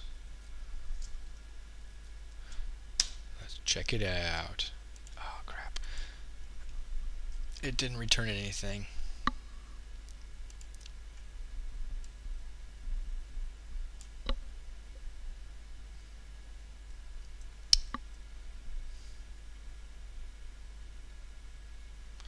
Okay, wait. I have to, when I call a function, I have to do something with it in a callback, right? Because actually calling the function doesn't do anything. Is there? I think when you call a Meteor function, it doesn't actually return the value, right? It's not like a regular function. All right. Function. Yeah, function returns stuff. Alright. That's one thing that I think could improve with Meteor, is just if these were more regular functions, you just could treat them like so, but I don't know, for whatever design reasons.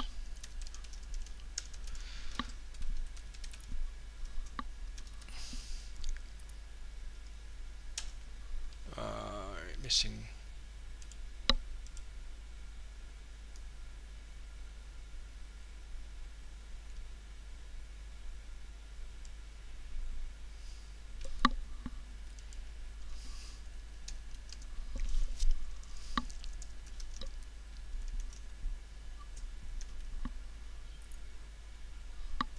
Okay, this looks promising.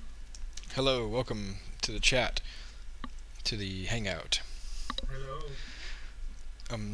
Could you turn down your microphone just slightly?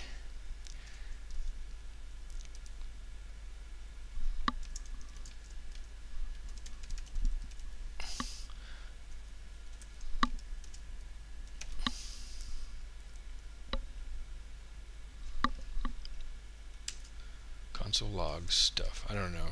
now I just feel inept, but let's see. Log stuff. Console log stuff. Oh, what the hell? Oh, yeah.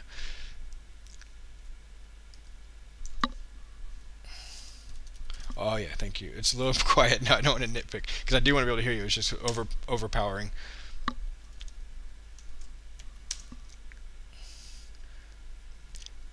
Okay, good. We have some functioning function.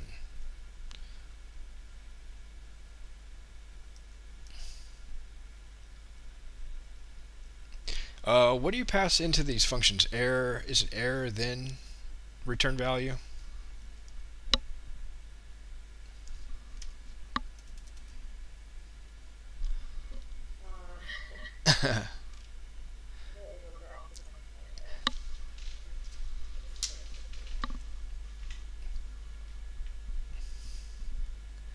Oh yeah, I'm trying to Chrome won't let me, sorry, share just one screen. I'll just do this. Let me see here. I guess it's like error in the result. Yeah, error and result. Okay, cool, thanks. I'll unify my displays, and then You're still talking about the meteor.call. yeah, that's correct.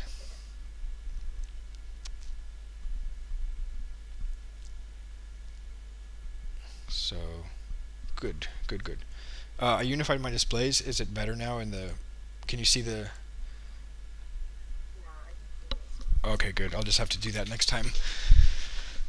I just have a bunch of junk because I'm screencasting this at the same time. Alright, so here's what I'll do. I'll just create a button and click that button. I don't know. Maybe this is unnecessary. So, also, how do you organize your Meteor projects? This one we started like, I think over 3 years ago, and there wasn't even the Meteor guide at that point. So we took them. I think it was Meteor boilerplates. One of them from I can't remember his name either. He was prolific in Meteor for a while and dropped off the radar almost completely.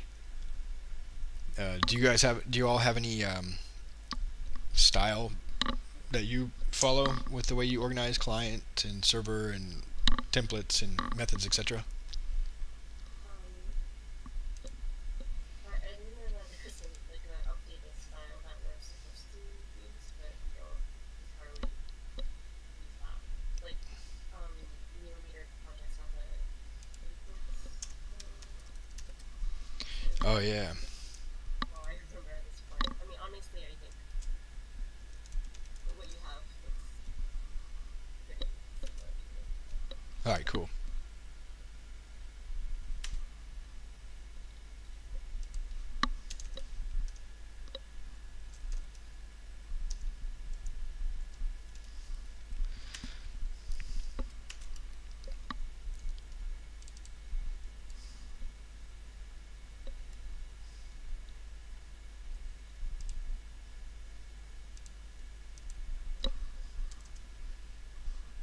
Cool. Shoot. Clone it and I start it. I see a login prompt. Oh yes. Can't register. Sorry about that. It's a little bit secret, but you have to and I should work this out better, but are you looking at the source code right now? Yes. If you go to 1 second here. I didn't want to sidetrack you. So No, it's fine. This is important. Go to libaccounts.js and say forbid account creation false. Then you're good to go. And what it'll do is create a first admin user. The first user you create is going to have admin access. And then you can actually generate some dummy data. I can show you how to do that real quick. It's easy. yeah, I probably got the dummy data working already, but I couldn't log in. Oh, really? Okay, cool. Uh, Yeah, alright. So yeah, there's probably a better way. I need to figure out how to create an initial admin. Like Django, you do create a super user. I'm not sure if there's a way to do that in Meteor, and I actually wrote a small Meteor package to do that takes the first user. Every time a user does something, it checks that the first users log in. It's not very elegant, but it does. Can you just have a Meteor startup which checks if users has a document, and if doesn't, it just creates like an initial user in dev, Yeah, something like that? that would be a good idea. And then having default like admin type stuff, though, I think is a little bit of a security risk. Like that's some crazy typing. What the heck is that? I can't think. All right, yeah, that would be one approach. But like databases have had problems with that by having either no admin, like Elasticsearch is open by default, or having default credentials, and then people don't like change those credentials and they leave their system open. This Jerry life is not like intended probably or ever going to be widely used on the level of like Elasticsearch or these bigger DBMSs, but in any case, we just got to be careful because an admin user has the right to all the data, and we're sort of on the borderline of having personally identifiable data and things like that. So okay, on this click event, so are you able to log in? Were you good to go? Click cookies. Yeah. OKIE. Click cookie. So I'm curious, you use the Mongo max time package, the one that lets you see data that's published to the Oh yeah, I have used it on a different project, not in this Jerry life. That's a really good suggestion, huh? I believe that might be so easy to well too, like, because you can tweak the data directly on the UI. Okay, that's cool. Yeah, for this particular task, I'm not relying on a publication because it's such a heavy aggregate. I want to do the aggregation on the server side, but I don't. Because I guess I thinking of that in the context of the super user issue that you were discussing. Like it sounded like it's talking about signing up patterns couldn't get admin access. Yeah, how would that package help with creating an initial admin user? Then you could directly tweak the data to Oh, I see. and do that user object as like just something that specifies whether you're an admin or not. But you just have like staff through you could just edit it directly and validate the user to admin user. Yeah, that's right. The thing is, then how do we do this in production systems? And do I leave that package installed in a production app, stuff like that? And then we would need a dev environment. Yeah, it's just not a trivial thing. These are good ideas, though. But Yeah, everything is someone running the output. yeah, I see. So, well, it's both because when we deploy it, we have to create an initial admin user also. But certainly, both are relevant because the developer setup is important too. All right, so then I think I can just I have function parentheses braces error result, or these would be activities.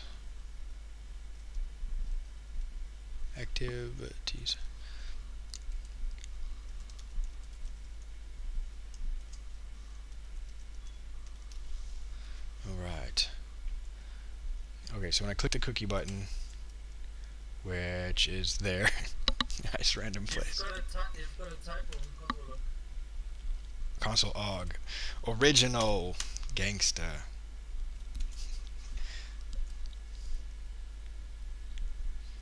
Yeah, useful. Plus one cookie for you. Oh, it's refreshing again, darn it. I think your boilerplate code is like giving outdated data because on some residents I get, or actually on all residents I get some error. Really? Yeah. What's the error? Could you open a support request or like a bug report on that? Yeah. Mosquitoes. Okay. Oh man, I think 1 minute activity. Let's see. That doesn't sound right. Oh! Ooh, I think it's working. So for each activity type, we have an array of all the days that had, oops,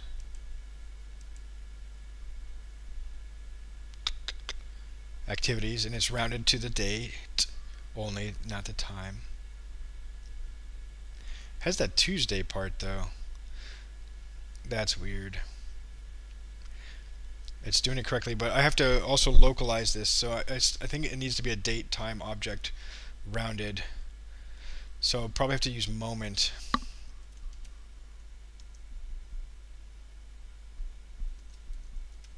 Truncate time. Other people are doing this too. What is it, just beginning of?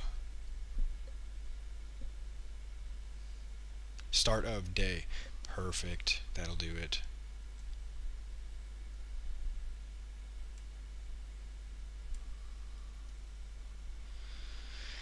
And then I get the start of day and I need to do to date time or something.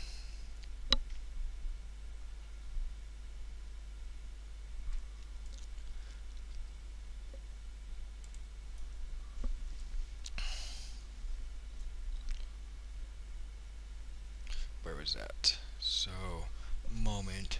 Huh. Let me see here.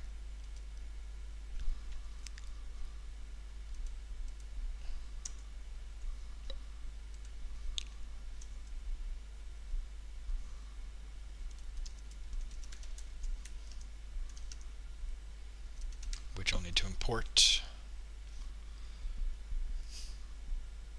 to date, something like that.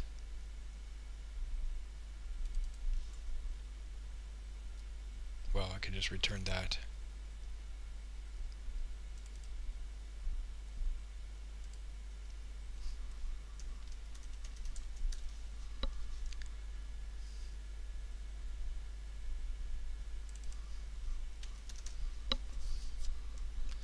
Okay, so this will allow me to aggregate the activities by the day.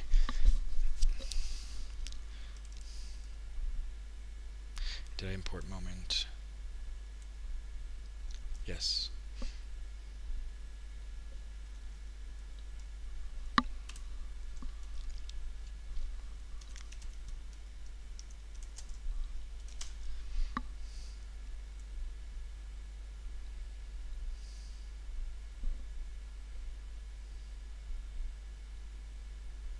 Yeah, to date.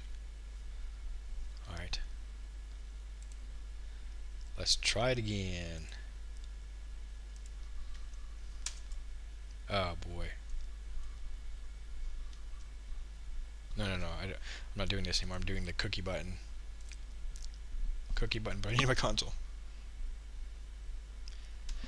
It's 9 p.m. here. Are you, Sebastian, what time is it where you live?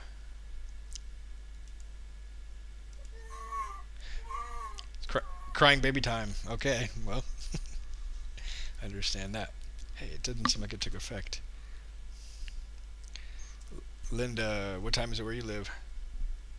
I'm in California. Okay, cool. Where do you live in California, if you don't mind my asking? Bay Area. Where was that? San Francisco. San Francisco. Yeah, cool.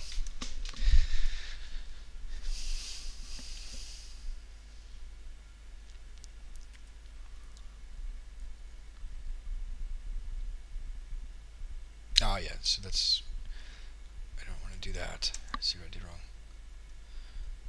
So I just returned the output of moment, getting the start of day for that activity, and then putting it back to a JavaScript date time object. Rolling those up, getting the activity count, getting the activity minutes.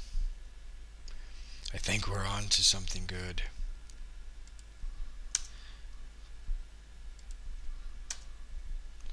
Boy, I'm going to have to comment this code quite a bit.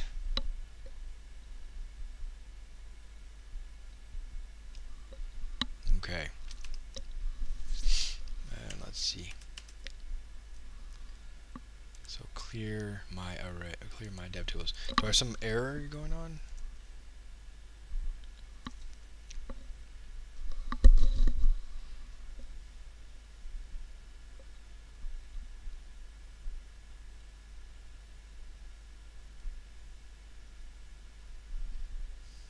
Okay, cookie gives me data.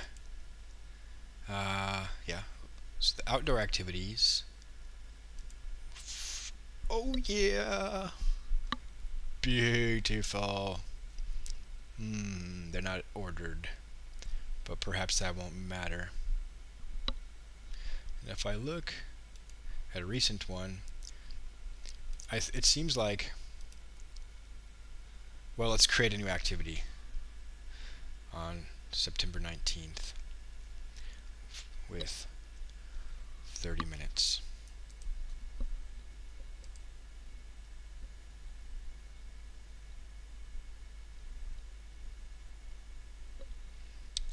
Do any of your projects have any data visualization tasks? Are you going to be looking at some charting libraries?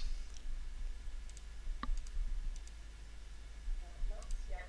So watching videos is something. Okay, cool. What did I say, the 19th? And outdoor activity, and 19th, 30 minutes of outdoor sunshine with the family. Okay. Now, if I just click the cookie button, that's pretty fast. The data comes back pretty fast. On the 19th. Oh, shoot.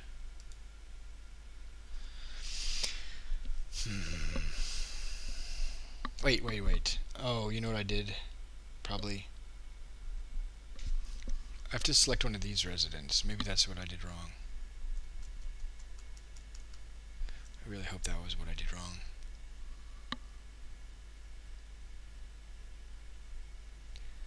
I'm back. What's the problem? The data is aggregating and coming to the client now, so I can inspect deep into the objects. But it seems like it's not getting all of the activities in the aggregation function, so I have to figure out why. So I'm going to create a new activity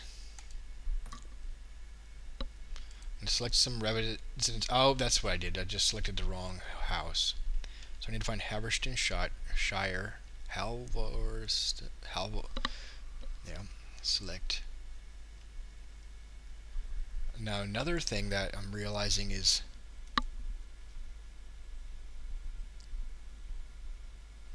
there's going to be some duplication. If I select this 19th and I select 30 minutes, it's actually going to add 60 minutes of activity because we're considering each of the residents as distinct even though they did the same activity together. Pair, family. Alright. So now that I've selected the correct residence, September 19th, outdoor activity, we should have 3 activities in 1 hour, 25 minutes. Alright, 145. So, cookies.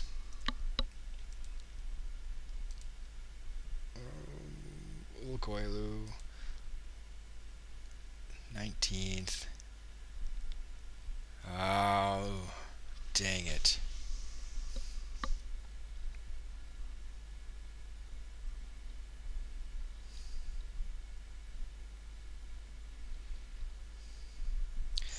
Another possibility is this residency features kind of only been in there for a little bit, so it might be that these residents, Carmen and Dahlia, don't have active residencies. Carmen and Dahlia. Carmen, Al, and Dahlia.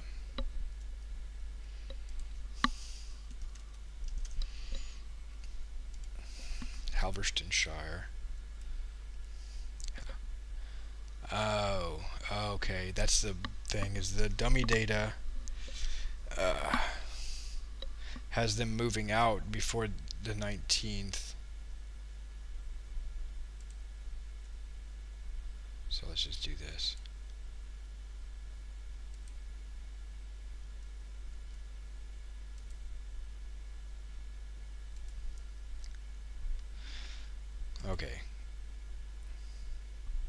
was I again?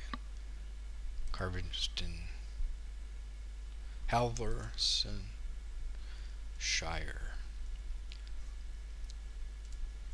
Press the cookie button.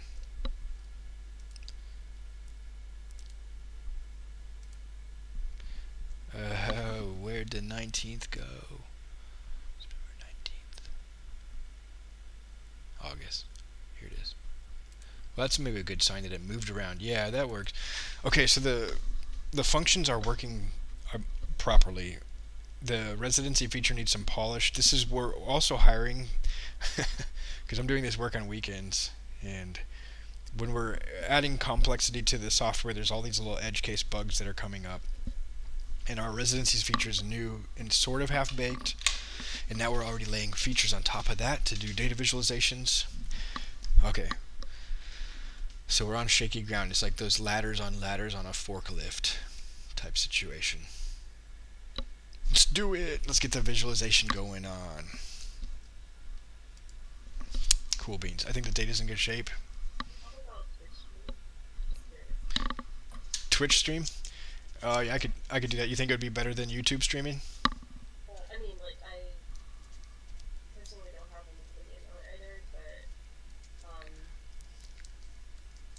like, I just noticed that on Twitch they're having a lot of the random streaming recently. Oh, okay. Yeah, I could try it out. I want to be able to download the video and put it on Internet Archive or something like that, to like a free culture website. But yeah, that would be cool. I'll try out Twitch. They did have a really cool office right by my, it's a church. Yeah. Have you been to it? Yeah, they did that like 3 conversation earlier. Whoa. Anyway, so yeah, I don't know Twitch. Actually, I haven't used Twitch recently because I'm not very confident. But All right. Boy. it seems to be very popular. All right. Yeah, I could try it out. I like the chat, so that way it encourages participation. So I'm just trying to hang out as much with the free culture and open source people as possible, but also like stream for coders and people who might be wanting to learn software development, so they can see what the process looks like. All right, cool. I'm gonna commit this. This looks good, and it's not too many lines of code. Let's see. Does need some comments. Group by. Okay. Well, actually, I did describe it up there, didn't I? Activity count. Yeah. All right. I'll leave it. Comment list through the body.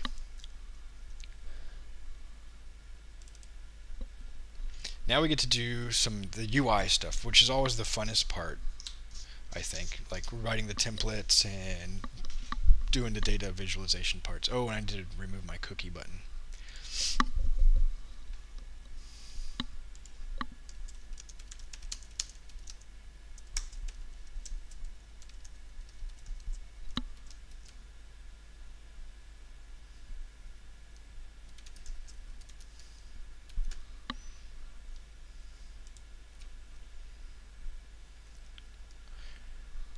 Cool.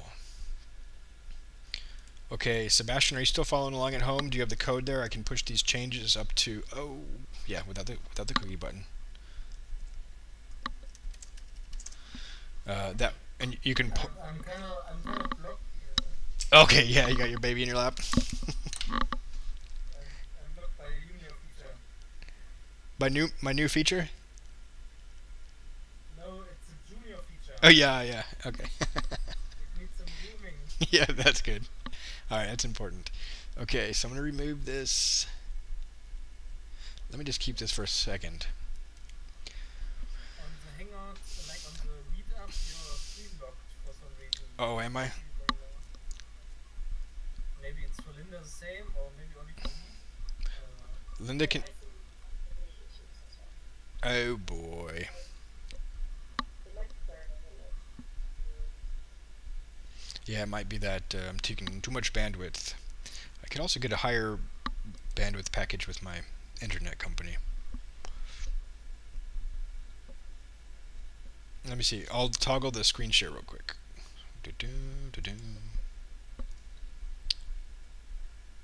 Share. Okay, what about now? Did it come back? Yes. Alright, cool. Yeah, if it stops, let me know again, and then I'll just do that. Okay, the cool thing now is, well, yeah, the fun part is showing the data. And what we have here on this homes page is like a button that's going to lead to a reports page. So I need to design a simple view in a route. When you click this button, it'll take you to that route. So maybe you want to weigh in. I haven't really thought this through, but when you look at an individual home, it's home/home ID. And what we're doing is designing a feature that does reports for a specific home. So what do you think would be a good route for this? It has to have the home ID in the route, because I'm going to pass that into the template. What about home ID slash route slash report? Alright, I'll do that. Yeah, so it would look like this. Because it's Yeah. report is linked to the home, so the home should be the URI, right? Yeah, the home ID, yeah, and I'll get that through. Which router do you use? I haven't used Meteor in a very long time, Okay, cool. so Are you doing what? what did we use? Iron router. Flow router? Oh, were we using Flow at that with Crudgicate? I'm not super sure. I think on Propagate we're using Iron router as well. Yeah. But it's still running on Meteor 1.1, so Yeah. Well, let's port it to Django. And I'm serious about that, actually. I can show you something. There's a project called Opie that I think we should just base Crudgicate on this and align with Opie. It's a French word. Sorry, not French. Finnish word for like learn, like Opiskelä. There's this open source thing, Django. Anyway, it's not our Opia. Sorry. That's an e-learning, crowd-educated digital learning platform, if I recall correctly. And it already has its videos and quizzes and Android app and stuff like that. And it's written in Python Django. It's open licensed. Because I think we got stalled. The last thing we did on CrowdEducate, we were trying to figure out how to do quizzes, if I recall. And yeah, it's just non-trivial. And this is already GPL licensed. yeah, cool.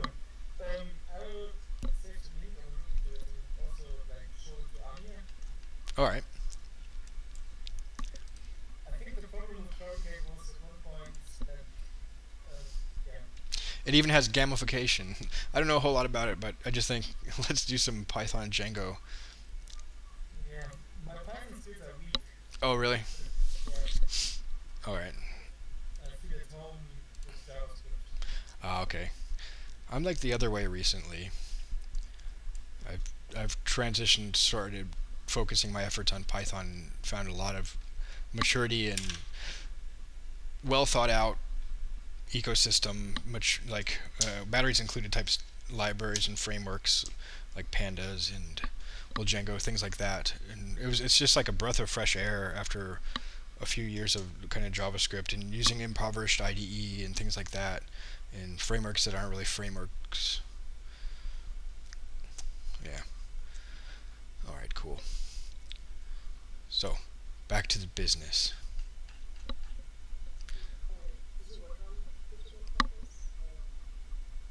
No, I've just come across it in my sort of keeping the eye on open education and open source, and CrowdEducate, you know, is this open education project. And peer-to-peer university was originally written in Django, and they're still that app is still on GitHub. Oh, cool. Yeah, I remember doing Yeah. the Yeah, good. Yeah, I think that's a good free culture ethos community, but yeah, sometimes they've had to make pragmatic decisions, and like they abandoned their Learnata development, or maybe they've ported it over to JavaScript, I don't know. I haven't been keeping track with them, but yeah, we should, like on these open education projects, we need to really unite and work together. Outdated, yeah. So.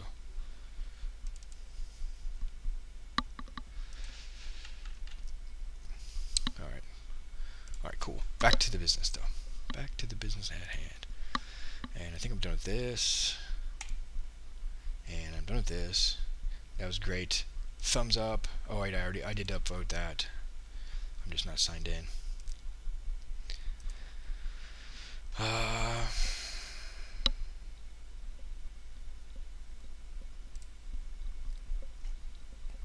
So, checking the boxes. Checking the boxes.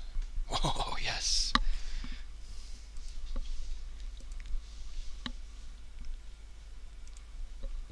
Okay, route. Route. Client.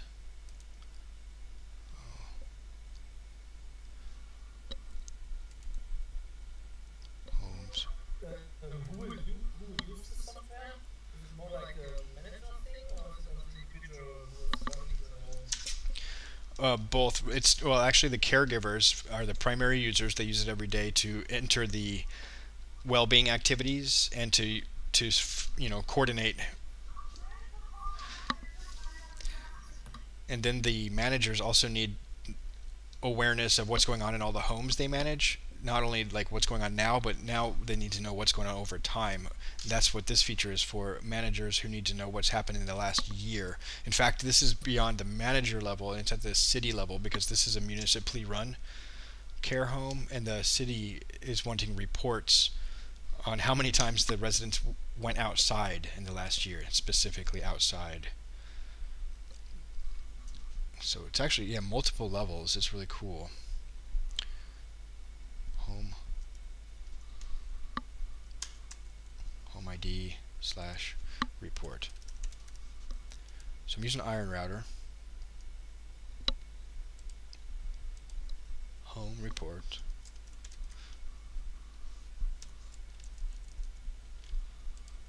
Data. I don't think I do this anymore. Homes find one. Home ID.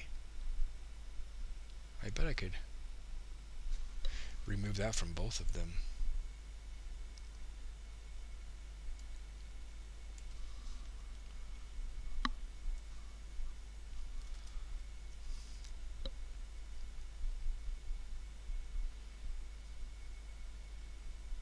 Oh, I did break something though. Oh.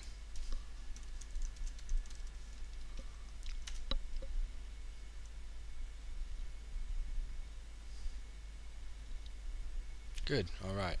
Yeah, and everything seems to be working still. So I think one of the guidelines was to not use the router to handle data. And when I started this project a while back, that probably wasn't a rule of thumb. But now I've since moved all the logic to fetch data into the templates, the template helpers. All right, so I'll clean that up. Name home. This render home.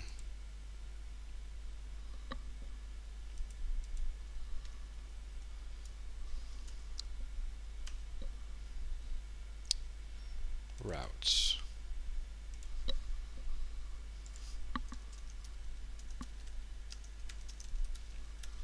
Clean up data context.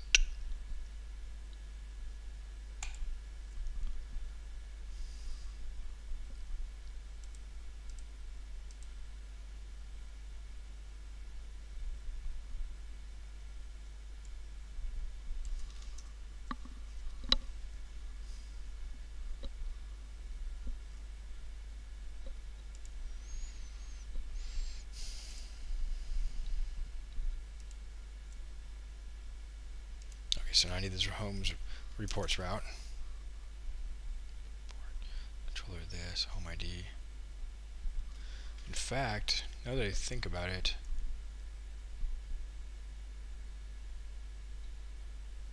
I don't need this either.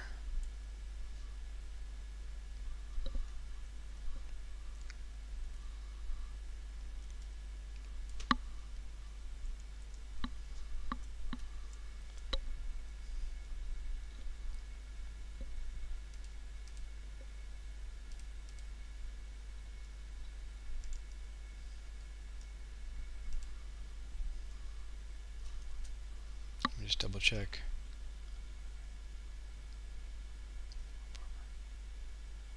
I don't know what that's for. Some error coming out of my charting library, but okay. Nice. So I'll add this home report route.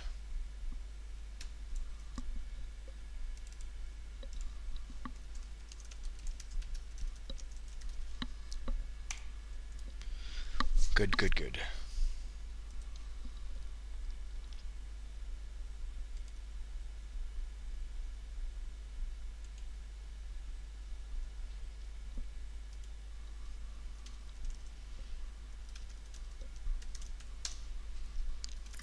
Brady, are you also on the code body Slack? Am I also the what? Are you also on code body Slack?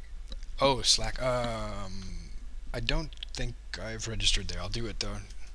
Name equals. I wonder why we're not using Rocket Chat for Code Buddies. Yeah, I posted a version of code buddies for the version of Rocket Chat for code buddies, but I'm evaluating it with friends, so. Cool. Also, And the decision is not with me. oh yeah, that's cool. Have you heard of, oh shoot, now I forgot the name. Well, basically the idea is not to have to manage infrastructure, right, in instances, and it's called Platform as a Service, is a general concept. And there's this company called Indie Hosters, INDIEHOSTERS dot something, indie.host, and they'll actually manage these open source platforms for us. Discourse, boom, that's a good one, and Rocket Chat, yeah, they do the upgrades, all that good stuff, and it's, you know, not much more expensive than a DigitalOcean droplet would cost. And they, like I say, doing the maintenance, maintaining the upgrades for the operating system and the instance software, like the Docker image, I think is worth, you know, like, well, it's not much more than maybe about $15 a month or something for a community of our size. So, you know, I think it's also good to support companies like Indie Hosters, if possible. If there's a budget for CodeBuddy, maybe we could do a crowdsourcing type thing to support CrowdBuddy infrastructure. I don't know how it works, but just putting that out there too. We can. Oh look, it's your weekend. I think you're also there, right? Yeah, that's how I heard about Indie Hosters, in fact, because the weekend package, or no, I'm sorry, the Rocket Chat packaging was there, or something like that. I can't remember, but yeah. Yeah, that's cool. So this is a maintainer is based in Finland also, yeah. It's a little cheaper for a weekend instance. The Rocket Chat, I think, is more memory intensive, so they charge a little bit more per year. And heck, they even have Mastodon now.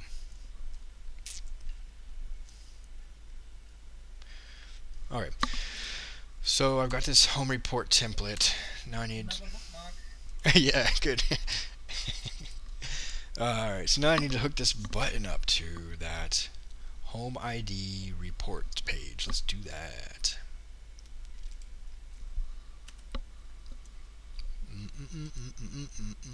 So I'm done here. This is the cookie button thing I need later. Now I'm done. No. Here, wait. This is where I need to go. Reports. I need to localize this text, but I'll do that later.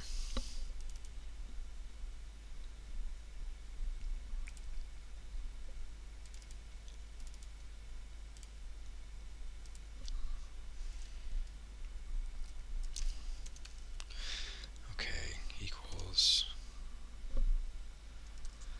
Now I think I have the home object here. Yeah.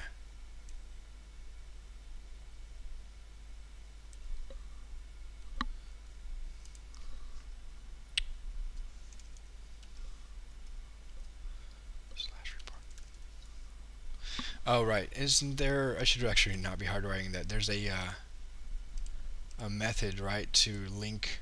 Oh gosh, sorry, I'm switching pages so fast. But isn't there a rocket? And it's getting kind of late here, but a router, what that would be. How do you get the URL from a route, a named route, so that you can change the route and then things will keep working? Iron router. Yeah, accessing current router controller.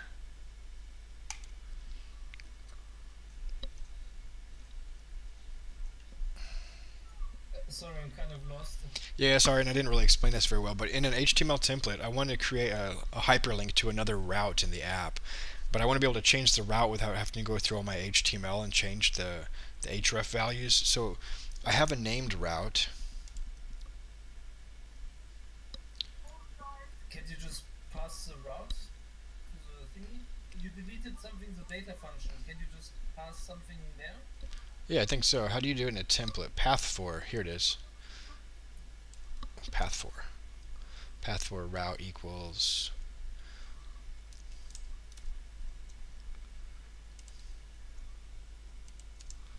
and then ID. Something like that. Because you have to pass the parameter into it. And then, sorry, home. I want the home report route with this imputed into the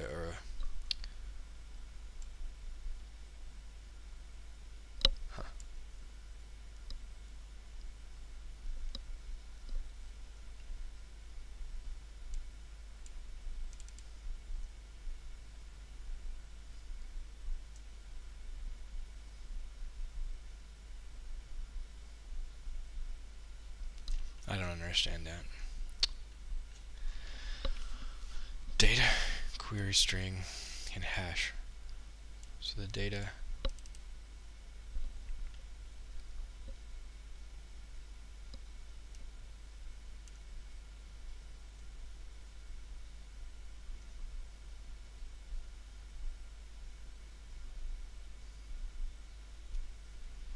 Maybe I should just do a click event and do this in JavaScript.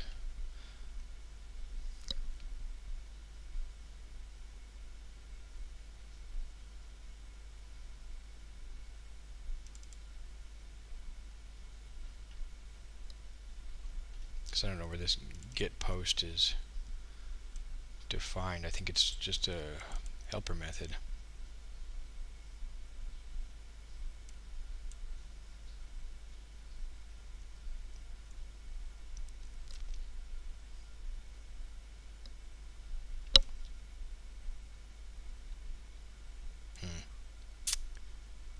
Well, whatever, I can just do it. I'll do the router.go approach because I know how that works.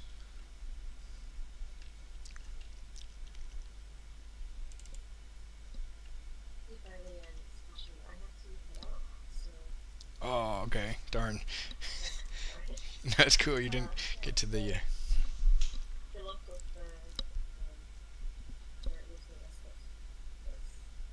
Cool. Thanks. Yeah, I think it's for the best of showing working public. It's pretty cool to see a project like this. All right. So you see like your code pieces as you do. Yeah. Cool. Yeah, I'll see you around. All right. See you around. See you later.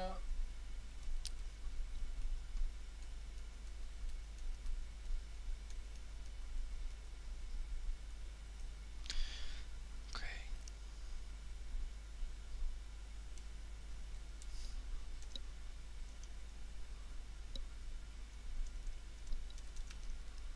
No, class.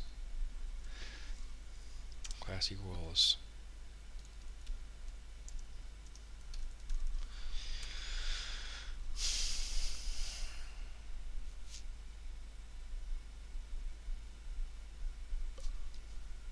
What did I do for this? I just need to get to this template. I don't. That's what I'm just struggling with. But then, modal show.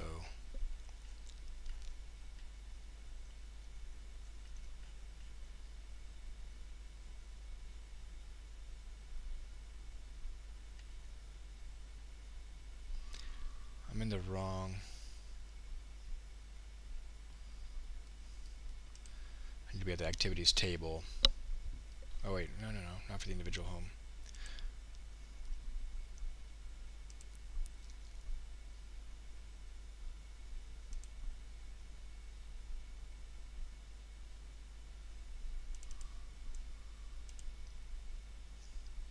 Yeah, this is what I need right here. Alright, cool. So you click on home report. Yeah, that's all. Whew. Good. I'm glad to have a sample code I can just follow. Home report. And since it's a JavaScript method attached to it, I'll just, by convention, give the class camel case. I don't know where I picked that up instead of hyphen.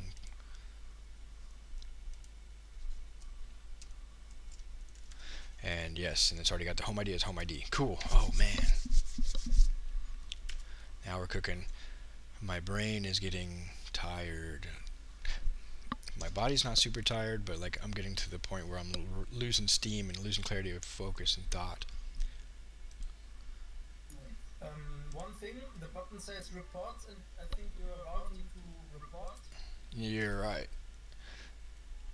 So either change the button, or I don't know if you're going to show multiple reports. No, just one. This is a small thing I noticed. That's a good idea. I'll change that. And I need to localize this text anyway, but yeah, that's a good one. Now, why is it routing to the wrong place? Clicked on home report. And router go home report with home ID. When I look at the router, let me go back to the router and check that out.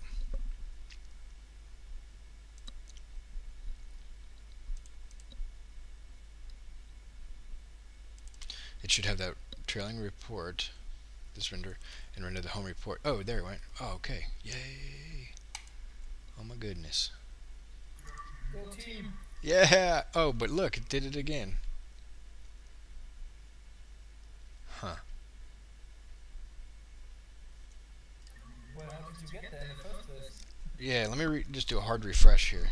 Okay, so I have the button on this group page. Oh, you know what it is? Is this table. Anytime you click on a table row, I need to fix this. Anytime you click on a table row, it takes you to the home page. And I think somehow, because this is in the table row, clicking on the button, the event is like, what do they call it, percolating? Alright, and I can fix that. Propagating, percolating. That's kind of a similar deal. Okay, so this is all correct. This is good. I need just to add in the homes table a column for view home.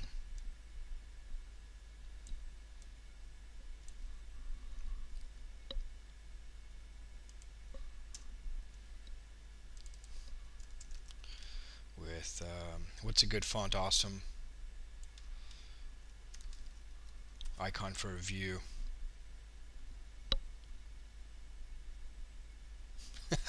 Oh man, it looks like crap now. I'll fix that later.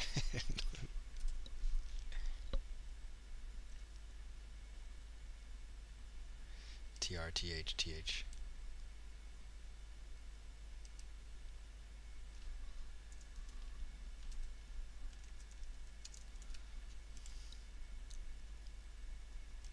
Just pull right.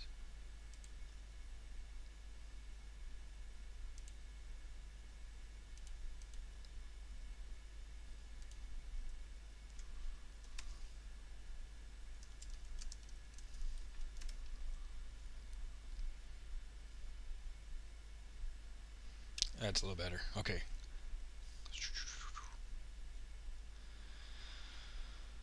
Now I need to take that click handler. Oh, so I got home reports and view home. And then a group JS, like view home. That should get everything better.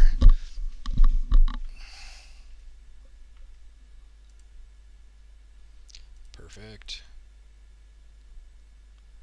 Then these don't do anything. Clicking bunch. And yeah. Alright, commit that. A lot of buttons.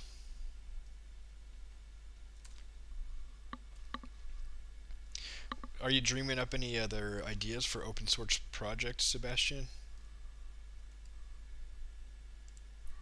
No, not right now. Not right now? Okay, cool. I got a couple ideas percolating. I'm studying Django, so I want to get a little more of my feet on the ground, but it's really good. Like when I was studying Meteor, we just started building things that were useful almost right away. So might be doing that a little bit. What do you work on at work? What type of code and frameworky type of stuff do you work on? I'm working on JavaScript, on Express, mobile apps. Alright. Okay, cool, yeah. Yeah, you don't have to get too specific, but just, it's interesting. Interesting to talk about. The cool thing is that my job also, like, I don't only do the coding part, I also do, like, infrastructure, like, AWS stuff. It's really good. Yeah, we're doing a ton of AWS stuff, too, where I work. Did you say, are you doing Lambda type deals, or? Yes. Oh, boy. That's a whole nother thing. How's your little one doing? Do they fall asleep? Yeah, he's got a lot of tummy ache lately. But he's like in my lap and he's happy, so Yeah, cool. that's all that matters. So Yeah, that's right. are you still with API inf? No, I quit, or sort of resigned after that, a couple of years there. And now I'm working down in Helsinki at well, it's not a startup anymore, but it's a company called Mass Global, and doing trying to sort of transform multimodal transportation, give people a reason not to own a car, because that's a That's a good thing, right? yeah, I think so. It's pretty cool, pretty grand idea. Okay, so now I can take this. All I need from this click cookie function is this callback to the to retrieve the data, and I'll just use that inside of the home. Sorry. Where's my home report.js?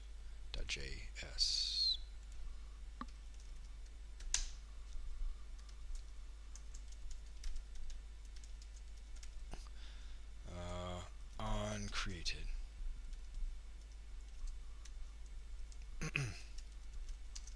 Function. So I want to set a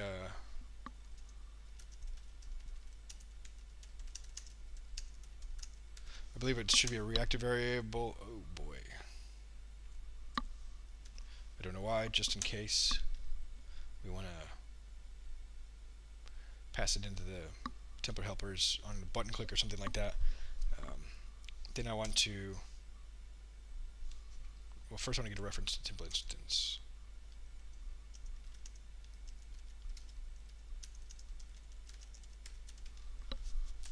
And then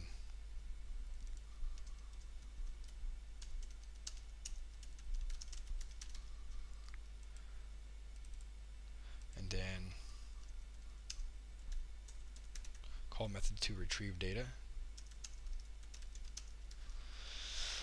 Inside of that method, oh man.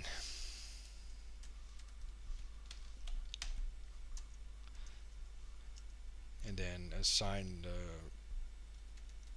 data to, or set the data in, what is that? In a reactive variable, you set the data to the reactive variable. To set the data in. So Data sounds a bit generic, right? What's data? oh, good call. Data coming in? You're right. That's aggregated activity data.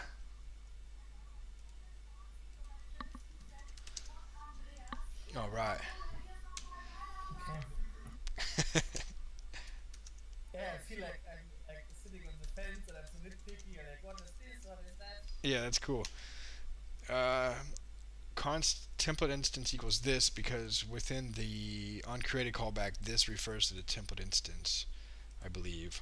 That's one thing that's a little bit of an annoying inconsistency. Maybe it's about Blaze. How they sometimes you have to get template dot instance. Sometimes you can do this. And there's one other way. There's a third way. Oh, you can pass the template instance into event callbacks. A little bit inconsistent. Okay, const aggregated. Oh shoot, activity data. Let's just do that. Equals new reactive var raw-it. Then where's the button? The cookie button. Code group.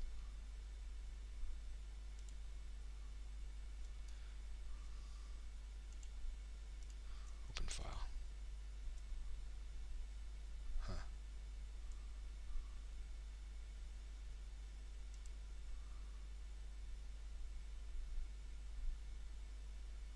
No. Where's my cookie button? There it is.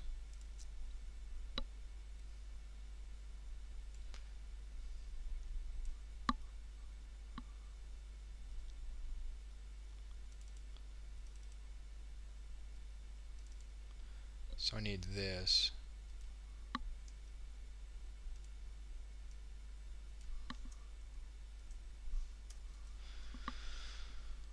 Did that reset it? Home. Yeah, I'll just discard those changes then. Okay, so I'm done with home.js. I'm working on report.js.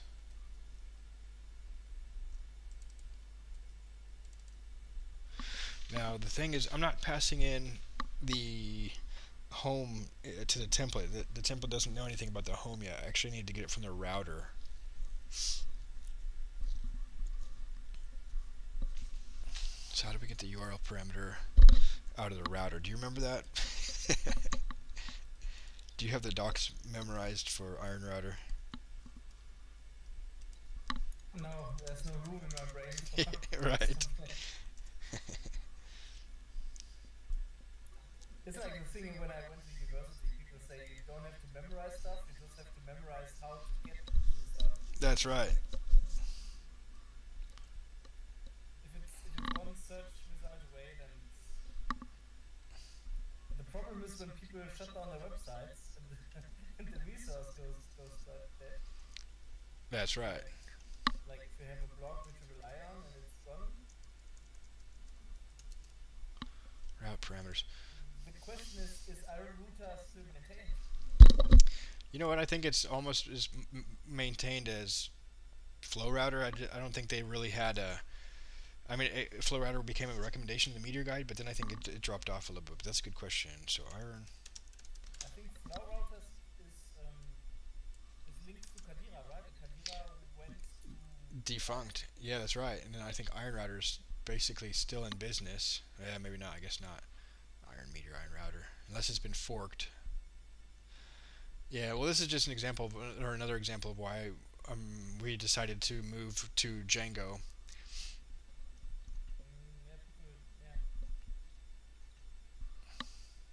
We just have to do it, though. It's going to be a big deal. Alright, how do I get the URL parameter from the router in a template? Controller get params. Controller goes this, but I don't want it. Alternatively, what's another way I could pass this into the template? Well, this is one way, but I don't want to do it that way.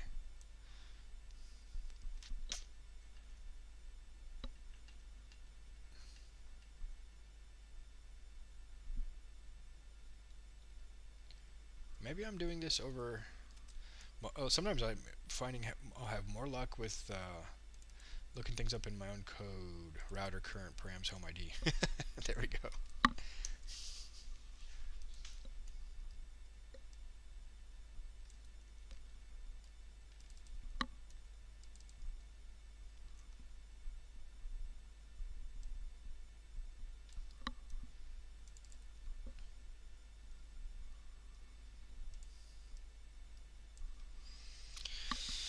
Okay, let's see if this works.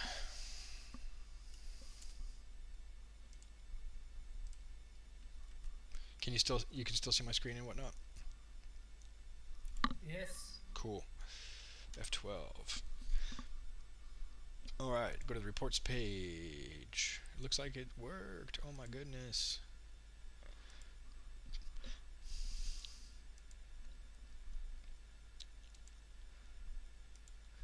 The wires.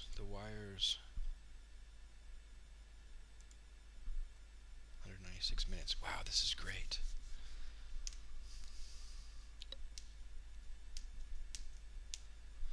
Okay.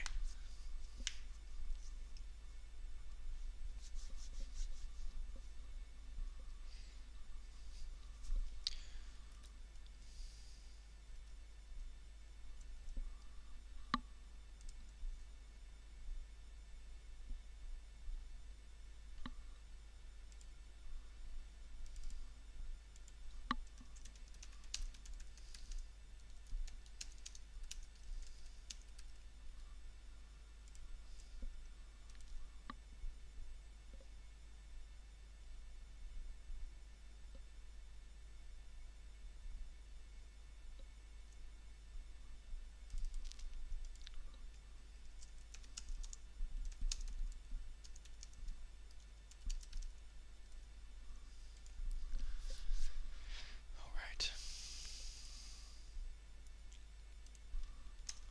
Now I need a HTML element,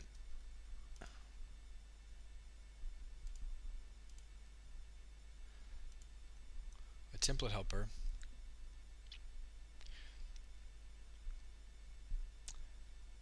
actually the chart needs to render an auto run context, a reactive context, because I can't guarantee that. So in on render, sorry, I'm having fragmented thoughts, but in on render, I'll set up an auto run that will watch for this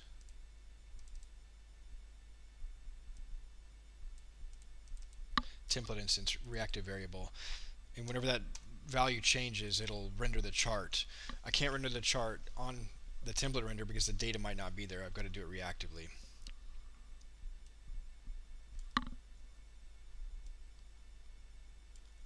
Hey, Mobile Mentor. What's that?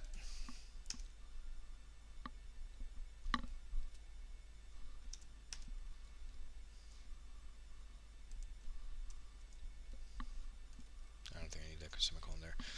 Oh wait, that's good.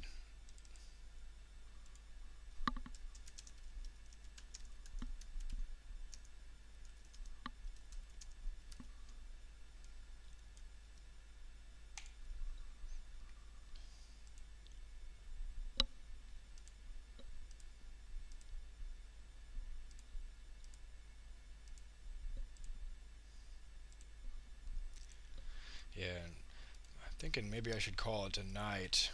How are you feeling?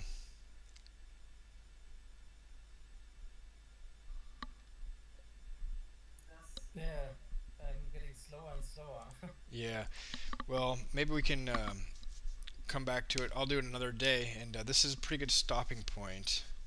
I really appreciate you helping me here and reviewing the code and whatnot. It's nice to be hanging out with you again. Yeah, I think we got some history, right? Yeah, that's true. Okay, so we're on the brink of getting this data into the right form to visualize it in a time series chart. So I think the next episode we'll take that forward and finalize it, creating a div, some callback function when the data is returned to the template to put it into these traces. One trace being each of the time series variables. So each essentially activity type will have a number of activities, minutes and activity counts that'll chart over time. And then rendering out the chart. It doesn't seem like it's many lines of code, but I think there's just going to be a little bit more data parsing to do to get these traces in the right form. Alright. Okay, Sebastian, you were chatting in the YouTube stream, or are you just mainly now in the Code Buddies stream hangout? What do you mean again? Oh, did you hop into the YouTube stream? Yeah, I was there once. Okay, cool. All right, did you get a link to this Django Opia? I can post that in the Code Buddies hangout chat. See what Rebron thinks about this Opia, and maybe we can build on that and kind of align with their work, because it's an active project and they've gotten far down the line with things that we were aspiring to, like quizzes and gamification. They have an API, and Django is a really, really rich framework. I think it's got so many batteries included. Well, I'm open to learn stuff, so for me it's completely fine. But we would need to sync up with Amir. Amir, bro. In quite a while. Yeah, me either. So I think we should maybe find a day and then we can all talk together. All right, sounds good. But this obvious stuff looks interesting. Yeah. I know that I tried to learn Django, but that was at a time where I wasn't really good. Actually, I'm still not really good with Python. So you can't really leverage a framework when you can't like express yourself in the underlying language. So it's Yeah, I hear what you're saying. Well, yeah, maybe it's a better time in your life now to approach it. I think a little bit at a time. All right, Sebastian. Well, I'm gonna sign off now, but thanks for hanging out, dude, and I'll look forward to hanging out with you again some night soon. Yeah, thank you. See you, Riley. See you.